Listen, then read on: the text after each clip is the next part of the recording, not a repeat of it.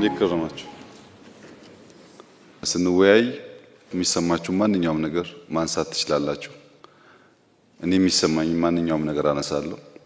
ከዚያ ውስጥ የምንማረውን ተምረን ለኢትዮጵያ ጥቅም፣ ለኢትዮጵያ ህልውናና ለኢትዮጵያ እድገት በጋራ እንሰራለን። ሌላ አጀንዳ የለንም። ሁላችንም ለኢትዮጵያ ጥቅም እና ህልውና ስንሰራ አንዳንዶቻችን የህይወት ዋጋ እንከፍላለን። አንዳንዶቻችን በኑሮ እንቸገራለን። አንዳንዶቻችን ምግብ አንቸገርም፣ ግን ብዙ ዱላ ይበዛብናል። ያው የተሰጠንን ተቀብለን ግን ኢትዮጵያን ትራንስፎርም እናደርጋለን። በዚሁ አግባብና መንፈስ ነው ውይይታችን የሚካሄደው። በጋራ የተዘጋጀ ጥያቄ ካላችሁ ቅድሚያ ሰጣለሁ። ከሌለ ግን ማንኛውም ሰው የሚሰማው ማንኛውም ነገር ማንሳት ይችላል። ውይይት አድርገን የጋራ ሀሳብ ብንይዝ ለሚቀጥለው ስራችን ጠቃሚ ይሆናል የሚል ሀሳብ ነው ያለኝ። በዚሁ መንፈስ ጊዜ ሳልወስድ መድረኩን ለእናንተ ክፍት ላድርግ። ክቡር ጠቅላይ ሚኒስትር ከተጣበበ ጊዜዎት ላይ ጥያቄዎቻችንን ለማዳመጥና ምላሽ ለመስጠት ይህን መድረክ ስላመቻቹልን ከልብ እናመሰግናለን። ጥያቄዎቻችንን ስናቀርብ ሁሉም ጥያቄዎች በእርሶ ብቻ መመለስ አለባቸው ከሚል እሳቤ በመነሳት ሳይሆን በየደረጃው ያሉ የመንግስት የስራ አስፈጻሚ አካላትን መመሪያ እንዲሰጡልንና አፈጻጸማቸውንም እንዲከታተሉልን በማሰብም ጭምር ነው። ከተማውን ተዘዋውረን ስንጎበኝ ምሳሌ የሚሆኑ እጅግ በርካታ የልማት ስራዎችና ግንባታዎችን ተመልክተናል።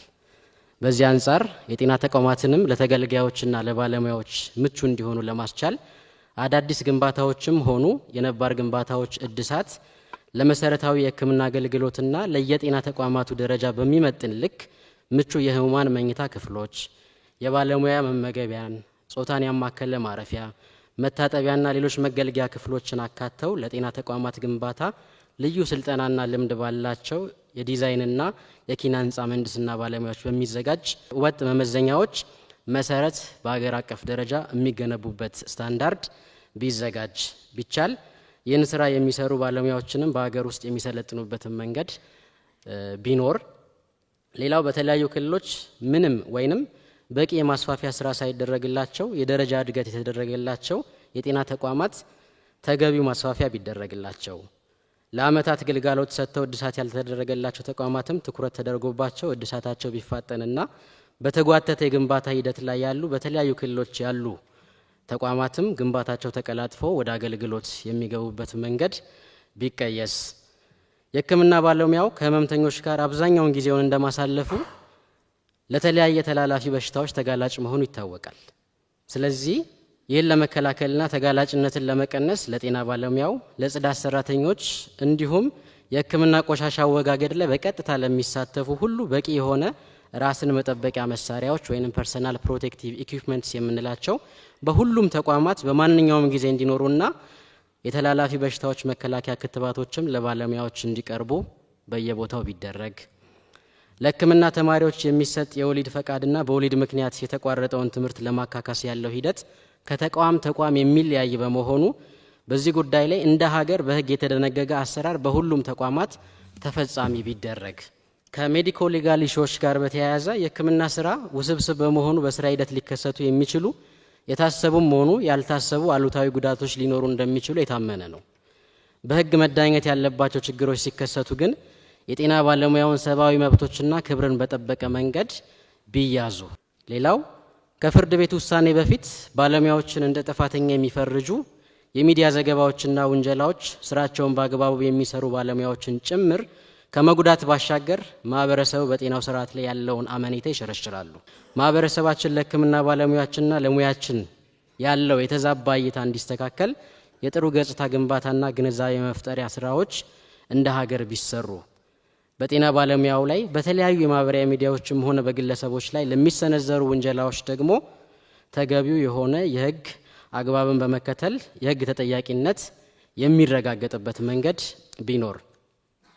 የሐሰት ሪፖርት የሕክምና ጥራትን የማስጠበቅ ስራዎችን የሚያደናቅፍና የማህበረሰቡን ተጠቃሚነት የሚጎዳ ስለሆነ ይህን ሊያስቀር ወይንም ሊቀንስ የሚችል የዲጂታል ሪፖርት አሰራር እንዲስፋፋና በሁሉም የሕክምና ተቋማት እንዲተገበር ሀገራዊ አቅጣጫ ቢቀመጥ።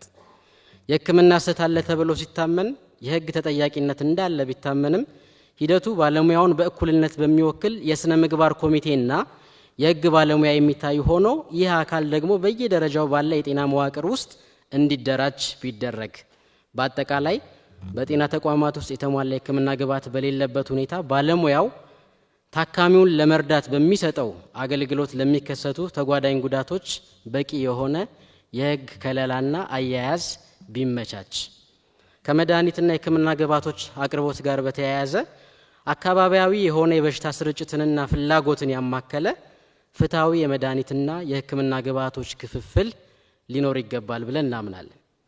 የኢትዮጵያ የመድኃኒት አቅራቢ ኤጀንሲ በበቂ ሁኔታ የጤና ተቋማትን ፍላጎት ማሟላት ላይ ውስንነቶች ስላሉበት አቅሙ የሚጠናከርበት አሊያም ደግሞ ተወዳዳሪ አቻ ተቋማት የሚደራጁበት መንገድ ቢመቻች ወራትን የሚወስደው የመድኃኒትና የሕክምና ግብዓቶች የግዢ ስርዓትም ሂደቱን በሚያፋጥን አሰራር የሚተካበት መንገድ ቢኖር ጤና ተቋማት ከውስጥ ገቢያቸው ላይ በቀጥታ የመድኃኒትና የሕክምና ግብዓቶች ግዢ እንዳይፈጽሙ ማነቆ የሆነው የተወሰነ የገንዘብ መጠን ጣሪያ አሰራር ማስተካከያ ቢደረግበት ከውስጥ ገቢ አንጻር ማለት ነው።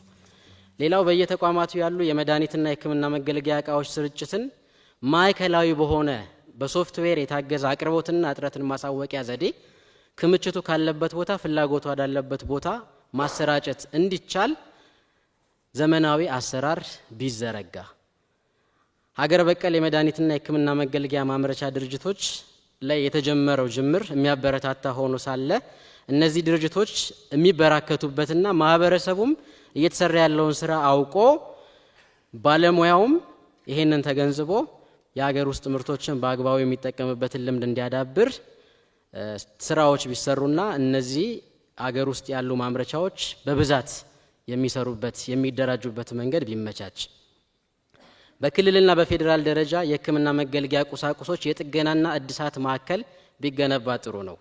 በአጭር ጊዜ አገልግሎት ብቻ ከስራ ውጪ የሆኑ የሕክምና መገልገያ እቃዎች በፍጥነት ወደ ስራ የሚያስገባና በብዙ ሚሊዮኖች የሚቆጠር የመንግስትን ወጪ ከብክነት ሊታደግ የሚችል አሰራር ሊሆን እንደሚችል ይሄን እናምናለን። የአስፈላጊ መድኃኒቶች ዝርዝር ፍላጎትን መሰረት ባደረገ መልኩ እንደገና የሚከለስበት መንገድ ቢኖርም ጥሩ ነው። በእርዳታ ወደ ሀገር ውስጥ የሚገቡ የሕክምና ቁሳቁሶች ወደ ሀገር ውስጥ የሚገቡበት ሂደት በጣም የተንዛዛና የተወሳሰበ አሰራር ስላለው አሰራሩን ቀለል እንዲደረግና በእርዳታ የተገኙ ቁሳቁሶችም ደግሞ ፍላጎትን ባማከለ መንገድ በመላው ሀገሪቱ ባሉ ጤና ተቋማት የሚሰራጩ ቢሆን ከሀገር ውጭ ካሉ ተቋማት ጋር በጋራ የሚደረጉ ጥናትና ምርምሮች ወይንም ኮላቦሬቲቭ ሪሰርችስ ጋር ተያይዞ የሚመጡ ልምድና እውቀቶች ለሀገር እሴትን የሚጨምሩ ስለሆነ ሂደቱ የተቀላጠፈ እንዲሆን እንደ ትምህርት ሚኒስቴርና ናሽናል ሪቪው ቦርድ ያሉ አካላት ተገቢውን ትብብር አድርገው እነዚህ ስራዎች በአግባቡ በተቀላጠፈ መንገድ የሚካሄዱበትና ተጨማሪ ተመሳሳይ ኢኒሼቲቮችን ከዓለም አቀፍ ተቋማት የምንስብበት ኢንቫይሮንመንት ቢፈጠር። ሌላው ከክፍያ ነፃ በሚሰጡ አገልግሎቶች ላይ ክፍያዎች ሊተኩ የሚችሉበት ግልጽ የሆነ አሰራር ስለሌለ ተቋማት ከሌላ አገልግሎት የሚያገኙትን ገቢ ወደ ነፃ አገልግሎቶች ድጎማ ይወስዳሉ። ይሄም የውስጥ ገቢው እንዳይዳብር እንቅፋት እየሆነ ነው። ስለዚህ ይህን አሰራር ፈርማሲያዝና አቅጣጫ በማስቀመጥ ተቋማት የሰበሰቡትን ገቢ በአግባቡ የሚጠቀሙበት ሁኔታ ሊመቻችላቸው ይገባል። በመጨረሻም ከክፍያ ነፃ የሚሰጡ አገልግሎቶች እስከ መቼ ነፃ ሆኖ መቀጠል እንዳለባቸውና እንደሚዘልቁ የተቀመጠ መመሪያ የሌለ መሆኑ እንዲሁም የሚከፈልበትም አገልግሎት የአገልግሎት ክፍያው ከብዙ ዘመናት በፊት የተወሰነና ዘመኑን በሚዋጅ መልኩ የዋጋ ንረትን ታሳቢ አድርጎ የተከለሰ ስላልሆነ ተቋማቱ ላወጡት ወጪ የሚመለስላቸው ገቢ ራሱ አሁን ባለው የገበያ ዋጋ ሳይሆን ቀድሞ በተወሰነ ስሌት ነው።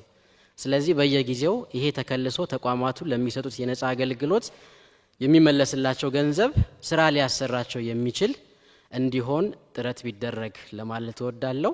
ለተሰጠኝ እድል አመሰግናለሁ። ለጤና ባለሙያው እየተከፈለ ያለው ደሞዝ ወቅቱን ያላገናዘበና የጤና ባለሙያው ያሳለፈውን ረጅምና አድካሚ የትምህርት ዓመታትን እንዲሁም እየሰራ ያለውን አስጨናቂ ከባድና ከፍተኛ ጥንቃቄ የሚሻ ሙያ መሆኑን ከግንዛቤ ያላስገባ ነው። ከዚህም የተነሳ ራሳችንንና ቤተሰባችንን በተገቢው ሁኔታ ማኖር አልቻልንም። የምናገኘው ደሞዝ እንኳን ለኑሮ ይቅርና ለቤት ክራይም አይበቃም። ስለሆነም ይህንን ችግር ለመፍታት ተመሳሳይ የእድገት ደረጃ ላይ ያሉ ሀገሮች ችግራቸውን እንዴት እንደፈቱ በማጥናት ልምድ መውሰድ ቢቻል፣ መንግስታዊ ከሆኑና መንግስታዊ ካልሆኑ ድርጅቶች ጋር ተባብሮ በመስራት ለማስተካከል መሞከር፣ ወቅታዊ የኑሮ ሁኔታን፣ የልፋት ዋጋን፣ የቀጣይ ትውልድን ተስፋ በሚያለመልም እንዲሁም የስራ ባህሪውን ባገናዘበ መልኩ መሆን አለበት ብለን እናምናለን። ሁሉም የጤና ባለሙያ በየቀኑ ለተለያዩ ተላላፊ በሽታዎች ጤናውንና ህይወቱን ተጋላጭ አድርጎ የሚሰራ እንደሆነ ይታወቃል። በተጨማሪም በየጊዜው ለሚነሱ ወረርሽኞች የመጀመሪያ ደረጃ ተጋላጭ፣ በየዕለት ተዕለት ስራው ደግሞ ከአእምሮ ጭንቀት አንስቶ ከፍ ሲልም ለከፋ ህመምና ብሎም ለሞት የተጋለጠ በመሆኑ የተጋላጭነት ክፍያ እነዚህን ያገናዘበ ቢሆን፣ በተጨማሪም ሁሉንም የጤና ባለሙያዎች፣ የድጋፍ ሰራተኞች፣ ኢንተርንና ሬዚዳንትንም ጨምሮ ያቀፈ ቢሆን፣ የህክምና ኢንሹራንስን በተመለከተ የጸደቀው አዋጅ ላይ ተካቷል። ይህም ይበል የሚያሰኝ ነው። ነገር ግን አፈጻጸምን በተመለከተ በሀገራችን ላይ ካሉ አንጋፋ ተቋማት ልምድ በመውሰድ አፈጻጸሙ ላይ ትኩረት ተሰጥቶት ቢሰራበት። በሀገሪቱ የትራንስፖርት ችግርን ለመቅረፍ መንግስት እየሰራቸው ያሉ ጥረቶችን ተገንዝበናል።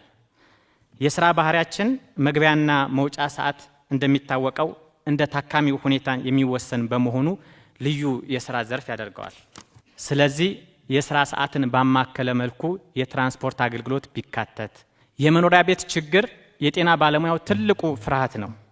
ካለበት የኢኮኖሚ ውስንነት የተነሳ ያለ መንግስት ድጋፍ ቋሚ ንብረት ማፍራት ይቸገራል። ሆኖም ይህ ችግር የሚፈታው በተዋረድ ከፌዴራል ጀምሮ እስከ ክልል አስተዳደር እንደሆነ እንገነዘባለን። ይህ ተግዳሮት ቢፈታለት ለህክምና ባለሙያው ያለ ሀሳብ ስራውን መስራት እንዲሁም ማህበረሰባችንን ማገልገል የሚችልበት ሁኔታ ይፈጠራል።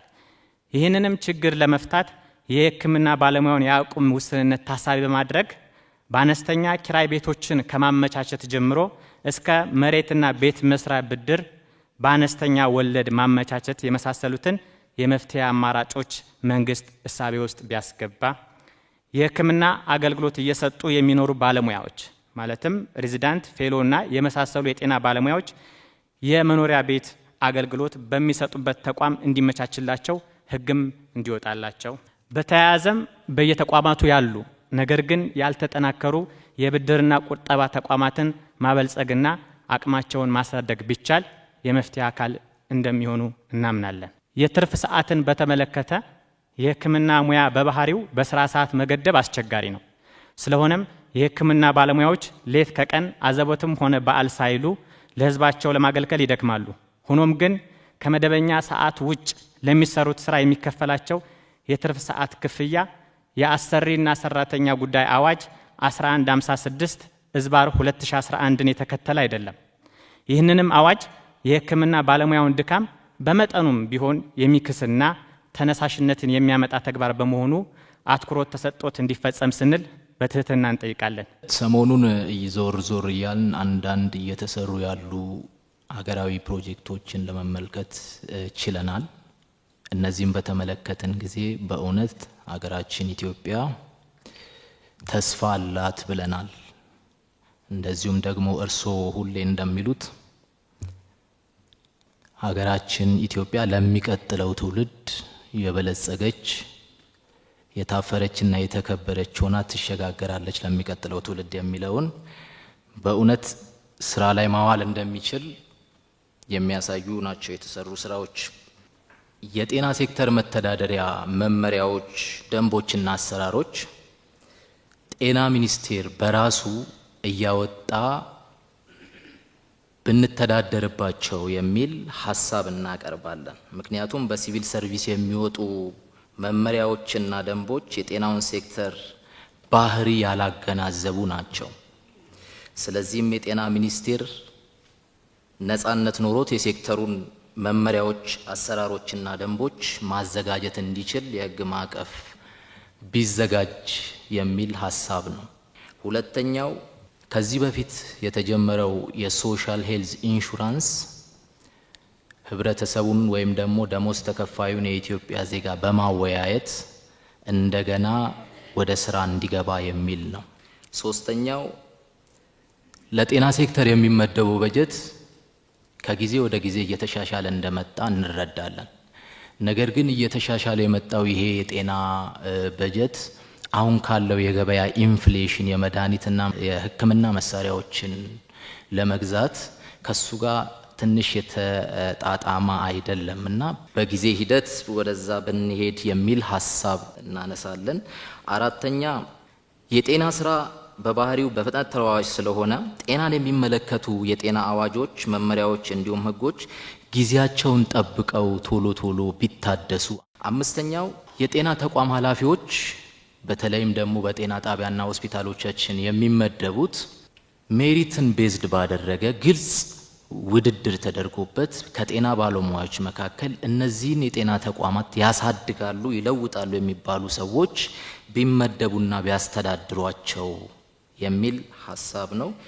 በመጨረሻም ሆስፒታሎቻችን በቦርድ ነው የሚተዳደሩት።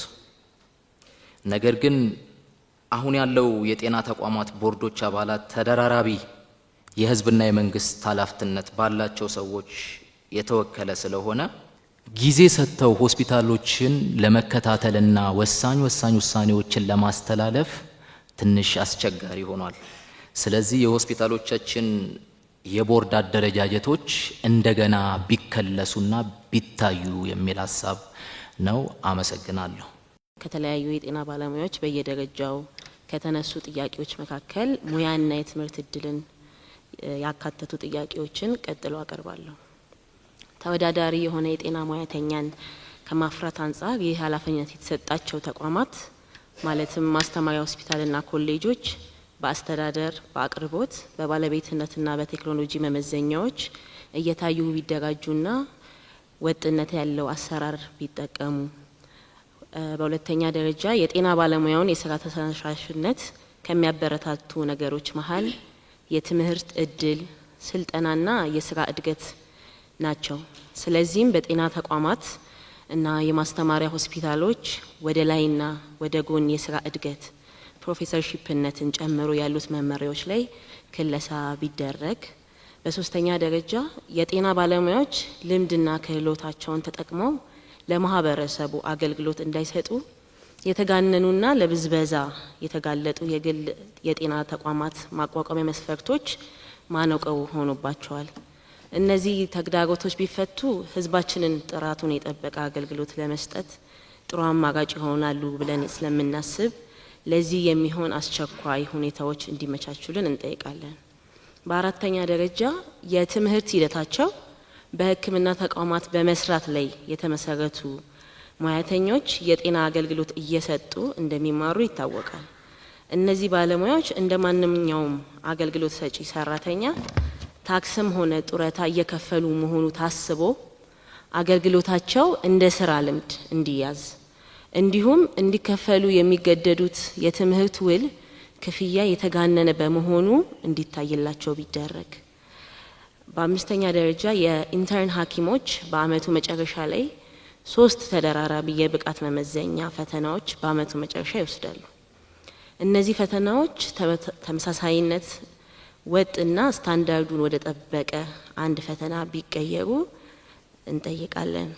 በስድስተኛ ደረጃ የኢትዮጵያ የጤና ዘርፍ አገልግሎት የበለጠ እንዲሻሻልና የህብረተሰቡንም ሆነ የሙያተኛውን ተጠቃሚነት ለማረጋገጥ የሚያግዙ ዘርፎችን ማጠናከር፣ የሌሉትን ደግሞ መመስረት አስፈላጊ ነው። ጤና ሚኒስቴር አገልግሎት ሰጪ፣ አገልግሎት ገዢ እንዲሁም አገልግሎት ተቆጣጣሪ መሆኑ ተገቢ አይመስለንም። ሀገር አቀፍ የሆነና ነጻነት ያለው የጤና ሙያ ማህበራትን ያቀፈ የጤና ባለሙያዎች የመማክርት ጉባኤ ማቋቋም አስፈላጊ ነው ብለን እናምናለን።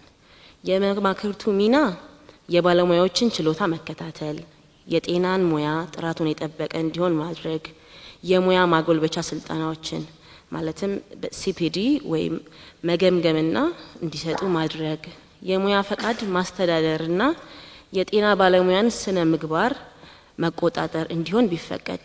በሰባተኛ ደረጃ የትምህርት ስልጠና ተደራሽነት እንዲሁም ጥራትን በተመለከተ ውስን ከሆኑ የሙያ መስኮች በስተቀር የመጀመሪያ ዲግሪ ከደረሱ በኋላ የያዙትን ሙያ እያሳደጉ ወደ ሁለተኛና ሶስተኛ ዲግሪ ማደግ እንዲችሉ የተመቻቸ መንገድ የለም። ትምህርቱም የስራ እድገቱም አብሮ ይቆማል። ይህም ብዙ ባለሙያዎችን ከዘርፉ እንዲወጡ የበኩላቸውን ድርሻ እንዳያበረክቱ ያደርጋል። እንዲሁም ከፍተኛ የሀብት ብክነት እያስከተለ ስለሚገኝ ይህ ቢቀረፍ ስንል ሀሳብ እናቀርባለን። ከዚህ በተጨማሪ ወደ ድህረ ምረቃ ትምህርት ለመግባት የስራ ልምድ እንደ አስገዳጅ መመዘኛ ባይታይ፣ በስምንተኛ ደረጃ መንግስት እየተገበረ ያለውን የዲጂታል ትራንስፎርሜሽን ስራዎች እጅግ በጣም የምናደንቅ ሲሆን ይህ መልካም ተሞክሮ ከጤና ዘርፍ ጋር በሚጣጣም መልኩ ወቅቱ የሚጠይቀውን ቴክኖሎጂ በመከተል ሕክምናን ከማዘመን አንጻር በቴክኖሎጂ የታገዘ የሕክምና የክህሎት ማጎልበቻ ማዕከል ማለትም ስኪል ላብ ተቋቁሞ እውቀትን ክህሎትን ለማሳለጥ የተሻለ ባለሙያ ለማምረት ቢቻል ሀገራችንን በአፍሪካ ከሚገኙ የሕክምና ትምህርት መስጫ ተቋማት የላቀች በማድረግ የትምህርት ቱሪዝምን ማስፋፋትና የውጭ ምንዛሬውን ማሳደግ ይቻላል ብለን እናምናለን። ጤና ባለሙያዎች በአሁኑ ሰዓት መታከም የሚችሉት በሚያገለግሉት ተቋማት ብቻ ነው። በፌዴራል ደረጃ መታከም አይችሉም። ያ ነገር ቢስተካከልና የትም በውጭ ሀገርም በሀገር ውስጥም ይሄ ነገር ተቋማዊ ሕክምና ቢያገኝ የጤና ባለሙያ የሚላለኝ። ሌላው ደግሞ የሆስፒታልም የተቋማትም ጸጥታ ጥበቃ ሁኔታዎች በሰለጠኑ ሰዎች በአሁኑ ሰዓት በኤጀንሲ ነው የሚጠበቁት። ኤጀንሲዎች ምንም ያህል ስልጠና ቢሰጡ በሰለጠነ አይደለም እየተሰጠ ያለው። ሴኩሪቲ ያስፈልጋል። አንድ ዶክተር ገብቶ ኦፕሬሽን አድርጎ ያ ሰውዬ ቢሞትበት ሰውየውን ለመግደል ወይም ደግሞ በአዌርነስ በማጣት ችግር እየተፈጠረበት ነው ኤመርጀንሲ ላይ እና ይሄ ነገር አትሊስት ቢቻል በሰለጠነ ጸጥታ ክፍል ቢጠበቅ ሆስፒታሉም ተቋማቱም። ሌላው በኢፓደሚክ በሽታዎች የሞቱ በኮቪድ ማለት ነው ወንድሞቻችን አሉ። እነኛ ወንድሞቻችን ቤተሰቦቻቸው በአሁኑ ሰዓት ምን ላይ ነው ያሉት? የት ነው ያሉት? ስለዚህ በየቦታው ደግሞ ችግር ላይ ያሉት አሉ። እነኛ ቤተሰቦቻቸው አትሊስት ቤት የሚያገኙበት አትሊስት የሕክምና ኢንሹራንስ የሚያገኙበት እንደዚህ አይነት ሐኪሞች በአሁኑ ሰዓት አቅመተው በየቤቱ ችግር ላይ ያሉ አሉና ስለዚህ እነኚህ አንድ መፍትሄ ቢሰጥ። ሌላው ለመከላከያ በአየር ኃይል በቴሌ ሌሎችም ተቋማት ላይ ሪፎርም እንደሚደረግ በጤና ተቋማት ላይ ስትራክቸራዊ ነገር ሪፎርም ቢደረግ የሚል ሐሳብ ነው ያለኝ። ሌላው ትላንትና ያየናቸው የጎበኘናቸው እንኳን ለኢትዮጵያ ለአፍሪካም ኩራት ስለሆነ በርሶ አመራር በጣም ደስ ይለናል። አመሰግናለሁ። የጤና ባለሙያው የሚያነሳው ጥያቄ ምናልባት አንዳንድ ለውጡን የማይፈልጉ የስልጣን ጥም ያለባቸው ፖለቲከኞች ደካማ ጎናችንን በማጥናትና ጥያቄያችንን በመጥለፍ ለራሳቸው የፖለቲካ ትርፍ ማስገኛ አድርገው ለመጠቀም ሲሞክሩ በተለያየ ሚዲያ ሲያራግቡት ተመልክተናል። ነገር ግን የኛ የጤና ባለሙያዎች ጤና ኤክስቴንሽኖችን ጨምሮ ጥያቄያችን ከኛው ከራሳችን ከጤና ባለሙያችን አንደበት እንዲሁ ፊት ለፊት ከምንናገረው ውጭ የተለየ ይዘት ሊሰጠው አይገባም። በጤና ኤክስቴንሽን አንዳንድ ነገሮች ያልተነሱ ስላሉ እነሱን ለማንሳት ነው። ከዚህ በፊት ላይ የወጡ የተለያዩ መመሪያዎች የወረዱ ስለ ጤና ኤክስቴንሽን የተሻለ የኛም ሞራል ከፍ የሚያደርጉ የተጀማመሩ እንትኖች መመሪያዎች አሉ። በተለይ በጤና ኤክስቴንሽን ከደረጃ 4 ወደ ዲግሪ በፋሚሊ ሄልዝ የተጀማመሩ እንትኖች ነበሩ። እሱ አሁን ቆሟልና ምናልባትም መቆሙን ብቻ ሳይሆን ተነስተዋል ከላይ እስከታች በሚል ግን ብዙውን ጊዜ በሆስፒታልና በጤና ጣቢያ ሙያተኞች የጤና ኤክስቴንሽኖች ጥያቄ እየተዋጠብን ስለሆነ ጤና ኤክስቴንሽኖች ላይ ትኩረት ተሰጥቶ እንዲሰራ ስለመፈልግ የተጀማመሩት የትምህርት እድል አሁን ላይ ስለሌሉ እነሱ የሚቀጠልበትን ሁኔታ ቢያመቻቹልን እላለሁ። ሁለተኛ ምናልባትም የሚሰጡ የትምህርት እድሎች በየክልሉ የሚመጣው ኮታ በጣም አነስተኛና ዝቅተኛ ነው። ሌላው ደግሞ ጤና ኤክስቴንሽኖች ተምረው አፕግሬድ አድርገው ከተመለሱ በኋላ ያቀጣጥር ወይም ያመዳደብ ስርዓቱ ላይ ምናልባትም መሻሻል ቢኖረው ነው የምለው። ሌላው ደግሞ ምናልባት የተጋላጭነት ጤና ኤክስቴንሽን ማለት ራሷ ሐኪም፣ ጤና ኤክስቴንሽን ማለት ራሷ ጽዳት፣ ጤና ኤክስቴንሽን ማለት ራሷ ላቦራቶሪና ራሷ ሐኪም ሆና በመሰራበት ለሷ የሪስክ ክፍያ ላይ ከባለሙያው ስለሚዋጥብን ከባለሙያው በተለየ መልኩ እሱ ላይ ትኩረት ተሰጥቶ ምናልባት ክቡር ጠቅላይ ሚኒስትር ቢያዩልን። ሌላው ደግሞ ምናልባት ጤና ኤክስቴንሽኖች ላይ የዝውውር ነው። ከወረዳ ወረዳ መመሪያ የለንም። ምናልባትም ካለ ያልተተገበረ ክልል ላይ ወይም ዞን ላይ ከሆነ እሱንም ትኩረት እንዲሰጡልን ነው። አዲስ አበባ ውስጥ ዞረን እያየን የነበረው ጉብኝት እውነት ለማውራት ለካ ሀገራችን እየለማች ነው። ሀብት አለን፣ አቅም አለን፣ መስራት እንችላለን። ተክተን ከሰራን ያለብንን ኢዳ ወደ ሚንዳ የምንቀይረው መሆኑን በተግባር ትላንት አይተናል። እንዲሁም ደግሞ ሰርቶ ማሳየት የሚችል መሪ ጠቅላይ ሚኒስቴራችን ሳላደንቅ ማለቴ ቅር ይለኛል። ስለዚህ ያየነው ስራ ከብሔራዊ ቤተ መንግስት ተነስተን ጫካ ፕሮጀክቶች እንዲሁም የኮሪደር ልማቶች እየተሰሩ ያሉት ስራዎች ኒው ሲቲን ዴቨሎፕ ከማድረግ አንጻር የከተማነት እንዲሁም በምግብ ራሳችን እንድንችል ከተማ ውስጥም የሚደረጉ ጥረቶች ማክሮ ኢኮኖሚውን የተሻለ ሀገሪቷ ከብድር ነፃ እንድትሆን የሚሰሩ ስራዎች የተሰሩ ነገሮች ማሳያ ስለሆኑ ይሄንን ሳላነሳ አላልፍም ብዬ ነው። ቀጥታ ወደ ጥያቄ ሲገባ የትርፍ ሰዓት አከፋፈል ላይ ህጎች ይወጣሉ በጤና ሚኒስቴር፣ ግን ክልሎች ላይ ይሸራረፋሉ፣ በትክክል ስራ ላይ ያውሉ። ለምሳሌ የናይት ዲዩቲን ክፍያ ባነሳ 15 ሰዓት አንድ ሰው 11 ተኩል ገብቶ ጧት እስከ 2 ሰዓት ተኩል የስራ ማዱ ላይ ሲገኝ 7 ሰዓት ብቻ ነው የሚከፈለው። ሌሎች ክልሎች ላይ 15 ሰዓት 16 ሰዓት ነው የሚከፈለው። ስለዚህ ወጥ የሆነ መመሪያ ሲወርድ በተመሳሳይ መልኩ ስራ ላይ ማዋል ላይ ችግር አለ። ስለዚህ ይህንን ተረድቶ ወደ ታች ያሉት አመራሮችንም የስራ ትግበራውን እንዲሰጡልን በዚሁ ይጠይቃለሁ። ሌላው የትምህርት እድልን በተመለከተ አብዛኛው በር ተከፍቶ ያለው ከዲግሪ በላይ ያለው፣ ከዲግሪ በታች ያሉት ሰራተኞች የትምህርት እድል እያገኙ አይደለም፣ በጣም ጥቂት ነው። ስለዚህ እሱ ላይ ትኩረት ቢደረግ የሚል ሐሳብ አለኝ። ሌላው የሕክምና ግብአትና የመድኃኒት አቅርቦት ዙሪያ ላይ ለምሳሌ ከመንግስት የሚያዙ በጀቶች ለአንድ ፕራይመሪ ሪስክ ዩኒት ለጤና ጣቢያ 300 ሺህ የዛሬ 8 ዓመት የወጡ ህጎች ናቸው። በ300 ሺህ ብር መድኃኒት ገዝቶ ለጤና ተቋም ማቅረብ በዚህ ሰዓት ላይ በጣም ከባድ ነው። ቻሌንጅም እያደረገን ያለው አገልግሎት ውስጥ እሱ ነው። ስለዚህ በዚህ በኩል ያለው ህጎች ቢታዩ የሚል ሐሳቦች አለኝ። ባለው ወቅታዊ ሁኔታ ባለው ችግር ብዙ ስራዎች ተሰርተዋል። እንደ ፌደራል ትናንት አይተናል። እጅግ ጉድ የሚያስብል እኔ እድልም ገጥሞኝ ውጭ አይቻለሁኝ። እዚህ ያየሁት ነገር እጅግ በጣም ይበል የሚባል ሊበረታታና ወደ ታችም ወርዶ ጅምርምሮች አሉ። ግን በዚህ ልክ ባይሆንም ቢቀጥል ከተሞቻችን አምረው ብናያቸው ጥሩ ነው ላለሁኝ። በሌላ በኩል ደሴ ሆስፒታል ትሮማ ሴንተር እስካሁን ድረስ እሱ አለመሰራቱ በአቅማችን በጣም ዝቅተኛ በመሆኑ ከዚሁ ጋር ተያይዞ መቀየርም ያለባቸው ስትራክቸሮች አሉ። ሆስፒታሉ ለአንድ ካርድ ስንት ነው የሚያስከፍለው? 35 ብር እኮ ነው። ውጭ ላይ የሚከፍሉት እኮ 400 ብር ነው ለአንድ ካርድ የሚከፍሉት። ያንን እንደገና ሪቫይዝ ማድረግ ያስፈልገዋል።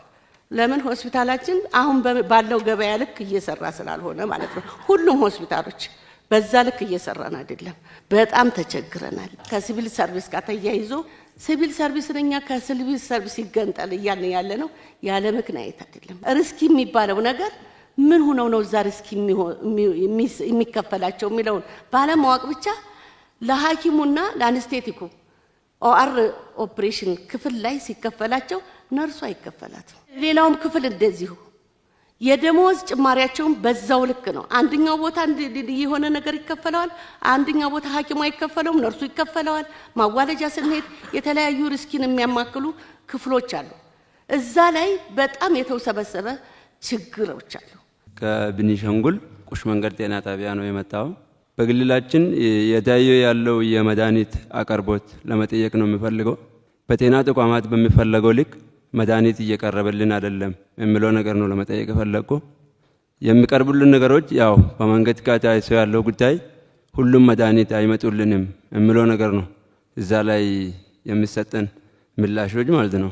ጤና ተቋማት ላይ ለእናቶች የሚሰጡ ኤክስቴንሽን ሰርቪሶች አሉ። ያንን ሰርቪስ ግን መልሶ መተካት ያለበት መንግስት ነው፣ ለጤና ጣቢያው ውስጥ ገቢ ሲባል ማለት ነው። ያንን ገቢ ግን እየተመለሰልን አይደለም። በአመት 200,000 300,000 400,000 እስከ 1 ሚሊዮን ለኤክስቴንሽን ሰርቪስ ታወጣለህ። ያንን ግን አይጠቀም። ቀጣይ አመት ደግሞ የሰበሰብከውም ገቢ ቀልጣፋ አገልግሎት ለመስጠት የጤና ጣቢያ ነው ውስጥ ገቢ ያዳከመ ያለበት ነገሮችን አሉ። ሌላ የጤና መድን አገልግሎት ጤና መድን አገልግሎት ለምሳሌ ከጤና ጣቢያ ወደ ሆስፒታል መጥተው ሕክምና ያገኛሉ።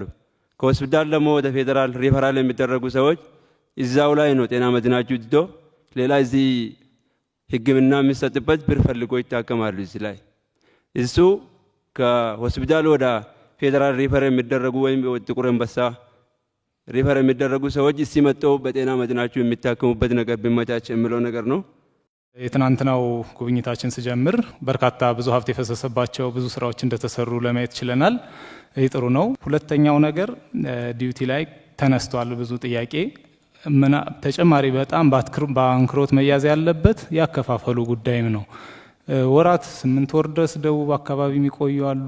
እኛ እንደ አማራ ክልል እንኳን አሁን ከየካቲት ወር ወዲህ እስካሁን ያልተላከበት ሁኔታ አለ። በተለይም የኑሮ ውድነት ማሻሻያ የተጨመረችው እሱ ታሳቢ ተደርጎ አልተላከም። ክልል ስንጠይቅ ከገንዘብ ቢሮ አልተላከልንም አይነት ምላሽ ይሰጣል። አሁን በጀት ዓመቱ መዝጊያ እየደረሰ ነው። ስለዚህ ይህ አስቸኳይ ውሳኔና መፍትሄ የሚፈልግ ጉዳይ ነው። እስካሁን የ2 ወር ያልተከፈላለ። እነዚህ በየቦታው ያሉ ትልቅ ችግር እየፈጠሩ ባለሙያው ላይም እንደ ልቡ እንዳይሰራ ምክንያቱም ደሞዛችን ያው የሚታወቅ ነው። ቢያንስ ደሞ ዲዩቲ እንኳን እየደጎመ ነው የምንንቀሳቀሰው። ይሄ ሲዘገይ ደግሞ የሚፈጥረው ችግር ትልቅ ክፍተት ይፈጥራልና አስቸኳይ መፍትሄ እንዲሰጠው። ከደረጃ እድገት ጋር ተያይዞ በቅርቡ 2 ዓመት ነበረ በፊት፣ አሁን ወደ 3 ዓመት እንዲሆን ተደርጓል። ይህ ስለምን ሆነ? ከ3 እንደገና 1 ዓመት ወደ ኋላ የቀነሰበት ምክንያት ምንድን ነው? ይህም ወደ ነበረበት መስተካከል አለበት ብዬ አስባለሁ። ፈተናዎች ሕክምና ትምህርት ውስጥ ያው ዘመናችንን በፈተና ነው የምናሳልፈው። ቅድም የተነሳው አለ ኢንተርንሺፕ ከጨረሱ በኋላ ተብሎ እንደገና ሬዚደንሲ ትምህርት ከመጀመሩ በፊትም ጋት አለ፣ አርኤምፒ አለ። እነዚህ በጣም ተደራራቢ ፈተናዎች አስፈላጊነታቸው ምን ያክል ነው? አርኤምፒው ያው ጥያቄ የለውም፣ እሱ ግዴታ ያስፈልጋል። ጋቱ እንደ ግዴታ ሆኗል ከቅርብ ጊዜ ወዲህ። ይህስ ከምን አንጻር ነው እንደ ግዴታ የሆነው እና አስፈላጊነቱ ለጤና ባለሙያው የስፔሻሊቲ ትምህርቱን ለመማር የሚለው ይታይ። ጋምቤላ ክልል ከዚህ በፊት የማይታወቅ ክልል ነበረ። ክልሉ በአገሪቱ የሚወሰኑ ውሳኔዎች ተሳታፊው አልነበረም። ግን በብልጽግና መንግስት አስፈጻሚ እንዲሆን ተደረጎ ክልሎች ጋር የራሱን ችግር በየመድረኮቹ እርሱ ባሉበት እየተናገሩ የሚደመጥበት ሁኔታ ተፈጥሯል። ይህ እንደ ትልቅ ለውጥ ልናይ እንችላለን። እንደ ጋምቤላ ክልል ድንበር ላይ ነው ያለ ነው። ከጎናችን ያለችዋ ደቡብ ሱዳን ናት።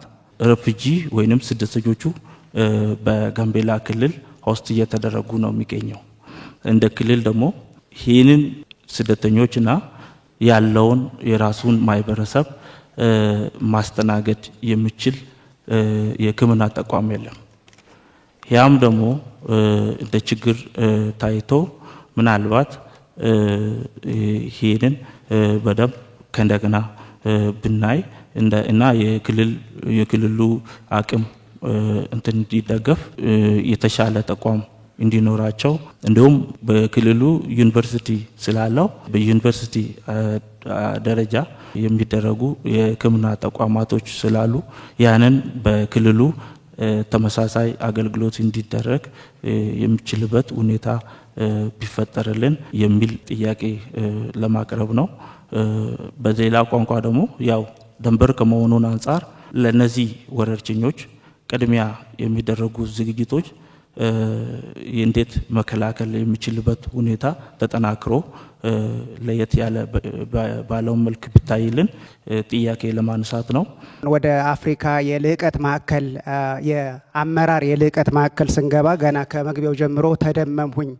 ጫካ ውስጥ ያለ በጣም ለአእምሮ ፈዋሽ የሆነ ተቋም ውስጥ ገባነ፣ ተገረምሁኝ። ከዛም ከየሩሞቹ ስንገባ የሚገርም ለጤና ምቹ የሆኑ እንትኖችን አየን። ከምጠይቃቸው ጥያቄዎች ጋር እንትንላለሁ።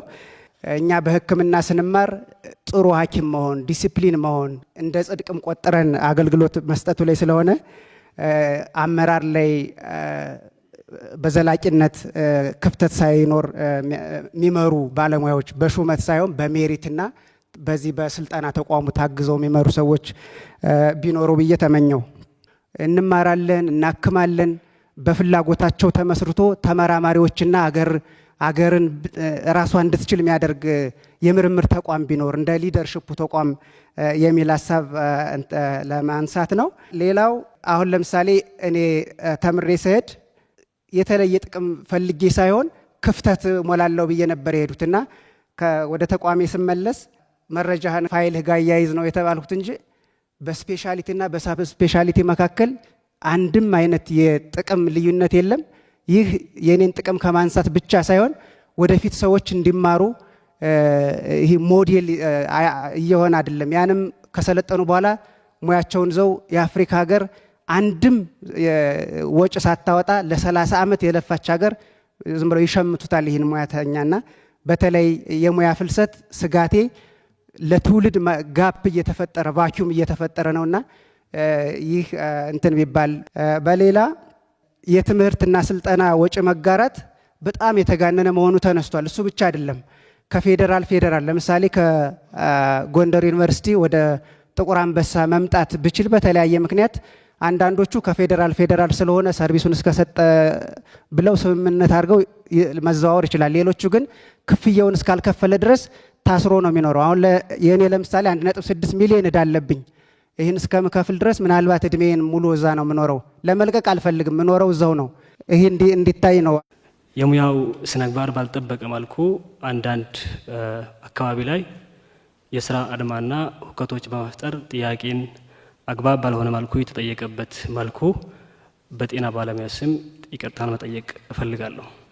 በመቀጠል የተጠየቁት ጥያቄዎች አንደኛው የቤት ጉዳይ ነው። በሂደት የሚሰሩ ነገሮች ሊሆን እንደሚችል እንገምታለን።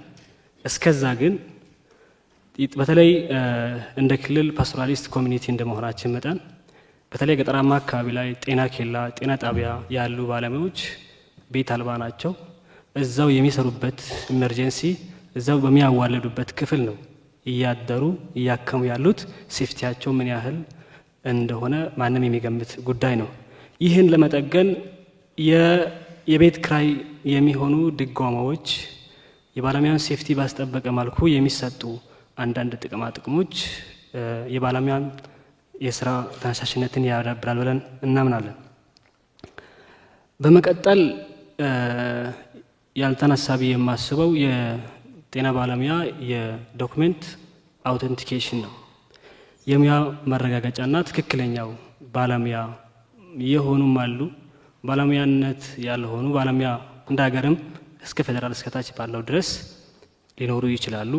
ይህ ጉዳይ ተጣንቶ ትክክለኛውና ጥራት ያለው ሕክምና አገልግሎት ለማህበረሰቡ እንዲቀርብና በተጣራ መልኩ ተጣርቶ ያን ነገር የዶክሜንት አውተንቲኬሽን የሚረጋገጥበት መንገድ ቢፈጠር።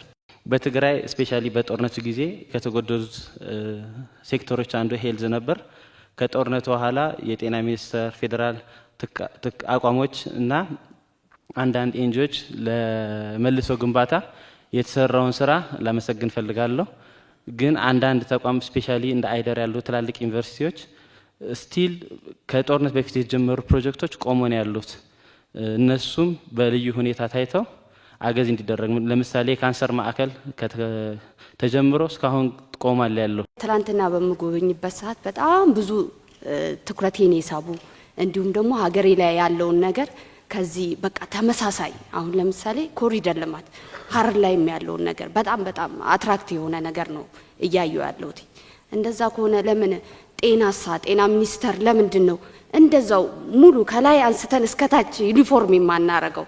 ምክንያቱም ህግ አለ፣ በህግ ነው መመራት ያለብን። በጽሁፍ የተያያዘ ነገሮች አሉ። ሌላ ደግሞ ኢሲዲ ላይ ትላንትና በጣም የተመቸኝ ነገር ኤርሊ ቻይልድ ዲቨሎፕመንት ላይ እዚህ የተሰሩ ስራዎችን ሲያስጎበኙን ነበርና እውነት እኔ በጣም ነው ደስ ያለኝ። ምክንያቱም አንድ ሰው ከእርግዝና ጀምሮ ወይንም ደግሞ ከዛ ቀደም ብሎ እርግዝና ተካስቶ ወልዳ እስከ 7 ዓመት ያለው ጊዜ ትኩረት ተሰጥቶበት እዛ ጋር የተሰራ ነገር ወደፊትም ለሀገርም ለሁሉ ነገር ስለሚጠቅም እንደ ሀገርም እኔ እንደ ሀረር ወስጃለሁ። ሌሎቻችንም ጤና ባለሙያዎች ኢሲዲ ላይ ትኩረት አድርገን መስራት እንዳለብን እንዲሁም ደግሞ አመራር ተሰጥቶት ኤርሊ ቻይልድ ዲቨሎፕመንት ላይ እንደ ሀገር ቢሰራ የሚል ነው። ጤና ባለሙያ ማንኛውም ሰው ክብር እንደሚፈልገው ዩኒፎርማችንን በጣም ነው የምንወደው። ለዛም ነው እየለፋንም ያለ ነው። ያቺ ነገር ብትስተካከል የሚል ነው። አንደኛ ጥያቄው የጤና ባለሙያ ምደባን በተመለከተ ከዚህ በፊት በአገር ደረጃ ነበር። በተለይ ከመንግስት ዩኒቨርሲቲ የሚመረቁ ባለሙያዎች በጤና ሚኒስቴር ነው የሚመደበው። ይህን የሚያነሳበት ምክንያት እኔም የዛ ውጤት ስለሆንኩ ነው ማለት ነው። እኔ አሁን ዛሬ ከደቡብ ነው የመጣሁት። ተወልጄ ያደግኩት ወደ ምስራቅ ነው። የተማርኩትም እዛው ወደ ምስራቅ አካባቢ ነው ሀረማያ ዩኒቨርሲቲ። ዛሬ ግን ከዚህ በፊት የነበረኝን አመለካከት ዛሬ እዛ መስራቴ በጣም ቀይሯል። ለምንድን ነው ኢትዮጵያዊ ሆኛለሁኝ? ለምንድን ነው ይሄን የምናገረው? እኛ ጤና ባለሙያዎች አገር ውስጥ ተዛዙረን ቋንቋ ሳይገድበን፣ ባህል ሳይገድበን፣ ድንበር ሳይገድበን ዞረን መስራት አለብን። ስለዚህ ይሄ ነገር ምደባ በጤና ሚኒስቴር የሚመደበው ለምንድን ነው የቀረው? ሌላው ጥያቄ ቴክኖሎጂ ጋር ትላንት ያየነው አንድ ነገር አለ። መሰቦ እንትን ላይ በጣም ቴክኖሎጂ በጣም እኔ በጣም ነው የተደነቅኩት። በጣም እድለኛ ነኝ ይሄን በማየቴ። ጤና ተቋም ከወረቀት ነፃ አገልግሎት ተጀምሯል። አንዳንድ እንደ ፓይሌት አንዳንድ ተቋማት ላይ ተጀምሯል። ስለዚህ እነዚህ አገልግሎቶች በፍጥነት እስከ ታችኛው ድረስ ቢወርድ የሚል ጥያቄ ማንሳት ይፈልጋለሁኝ። ሌላው መጨረሻ ላይ የሚያነሳው ዩናይትድ ስቴትስ ሜዲካል ላይሰንስ ኤግዛም የሚባለው በእኛ ሀገር እስካሁን ድረስ አልተቋቋም። እንኳን የኛ ጎረቤት ላይ በየቦታው ተፈቅዷልና ስለዚህ የኛ ሀገርም ስለምን እንደማይፈቀደው የሚል ጥያቄ ነው የሚያነሳው። ሌሎች ጥያቄዎች ስላነሱ እኔም እድል ስላገኘው በጣም እጅግ አድርጌ አመሰግናለሁ። በርከት ያሉ ጉዳዮች ተነስተዋል። በዚህ መልኩ መወያየታችን ለኔም በጣም ከፍተኛ ደስታ ፈጥሮብኛል። በእናንተ ውስጥ ያለውን አስፒሬሽን፣ በእናንተ ውስጥ ያለውን ቁጭት፣ በእናንተ ውስጥ ያለውን ህልም በውስጡ ስላየው በጣም ደስ ብሎኛል። ምክንያቱም ያልበለጸገ ሀገር ይሄን ጥያቄ ሊመልስ አይችልም። ጥያቄው እንዲመለስ በዚያ ልክ ያነሳ አእምሮ መለወጥን፣ መበልጸግን፣ መቀየርን ይፈልጋል ማለት ነው። ድህነትን አይፈልግም ማለት ነው። ያን አይቼባችኋለሁ። ብዙ ጠቃሚ መረጃዎችም አግኝቼበታለሁ። አንዳንድ ቀላል የሆኑ በቀላሉ የሚፈቱ ብዙ መነጋገር የማይገቡን ጉዳዮች ለምን የንግግር አጀንዳ እንደሆኑም ለማየት እድል አግኝቻለሁ እና በድምሩ እንኳን ወሰን እንኳን ተገናኘን ከእናንተ ጋር እኛ ብዙ ተምረንበታል። እርግጠኛ ነኝ እናንተም በጉብኝታችሁም በውይይቱም ትንሽዬ ነገር ታገኛላችሁ። ትንሽዬ መማራችሁ አይቀርም፣ ለስራ ያግዛችኋል። አብዛኛው ጥያቄ በግልጽነት ፖዚቲቭ ምላሽ ኤክስፔክት በማድረግ የተጠየቀ ስለሆነ እኔ መልሱን ስሰጥ እናንተም ላይ ያሉኝን ነገሮች ሳነሳ በዛው ስፕሪት እንዲወሰድ ክሪቲሳይዝም ባደርግ መልስም ብሰጥ ስፕሪቱ ያው ነው። ኢትዮጵያ ውስጥ በጤና ሴክተር መንግስት ትኩረት ይስጥ። በአንዳንድ ሴክተሮች ያየናቸውን ለውጦች ማየት እንፈልጋለን። በልፋታችን በትምህርታችን ልክ ክፍያ፣ በዚያ ልክ ክብር፣ በዚያ ልክ የሚያድግ ኬሪየር ማየት እንፈልጋለን። ትውልድ እኛን እያየ የእኛን ሙያ እንዲመኝ እንፈልጋለን የሚሉ ቀና ጥያቄዎች ተነስተዋል። ይህን ከፖሊሲ ተነስተን ካላየ ነው ምንም እንኳን ምኞቱ ቢኖርም ምላሹ ሙሉ አይሆንም። ምንድነው እሳቤው ብለን በፖሊሲ ደረጃ ማየት ይፈልጋል። ሁላችሁም እንደምታስታውሱት ከለውጡ በፊት የነበረው የጤና ሴክተር ፖሊሲ መከላከል ላይ ቤዝ ያደረገ ነው። መከላከልን ቅድሚያ የሰጠ የሄልዝ ፖሊሲ የነበረ። ከለውጡ በኋላ መከላከል ላይ ያተኮረ የሄልዝ ፖሊሲ አስፈላጊ ነው። ነገር ግን የታመመ ማከም ላይ ኢኳሊ ግምት ካልሰጠን በቀር በመከላከል ላይ የምንለው ጉዳይ አልፎ አልፎ የሚታመሙ ሰዎች መታከም የማይችሉበትን ነገር ሊፈጥር ይችላል። መከላከል ያስፈልጋል። ከታመመም መታከም አለበት። ለምሳሌ እንደ ኮቪድ ያለ ወረርሽኝ በመከላከል ብቻ የማንገታው አልፎ በሽታው ሲመጣ ያንን በሽታ ማከም የሚያስችል አቅም ካልገነባን የተሟላ ጤና ሴክተር አይኖርንም ብለን 30 ዓመት ገደማ የቆየ የጤና ሴክተር ፖሊሲ ሪቫይዝ አድርገናል። መከላከል ላይ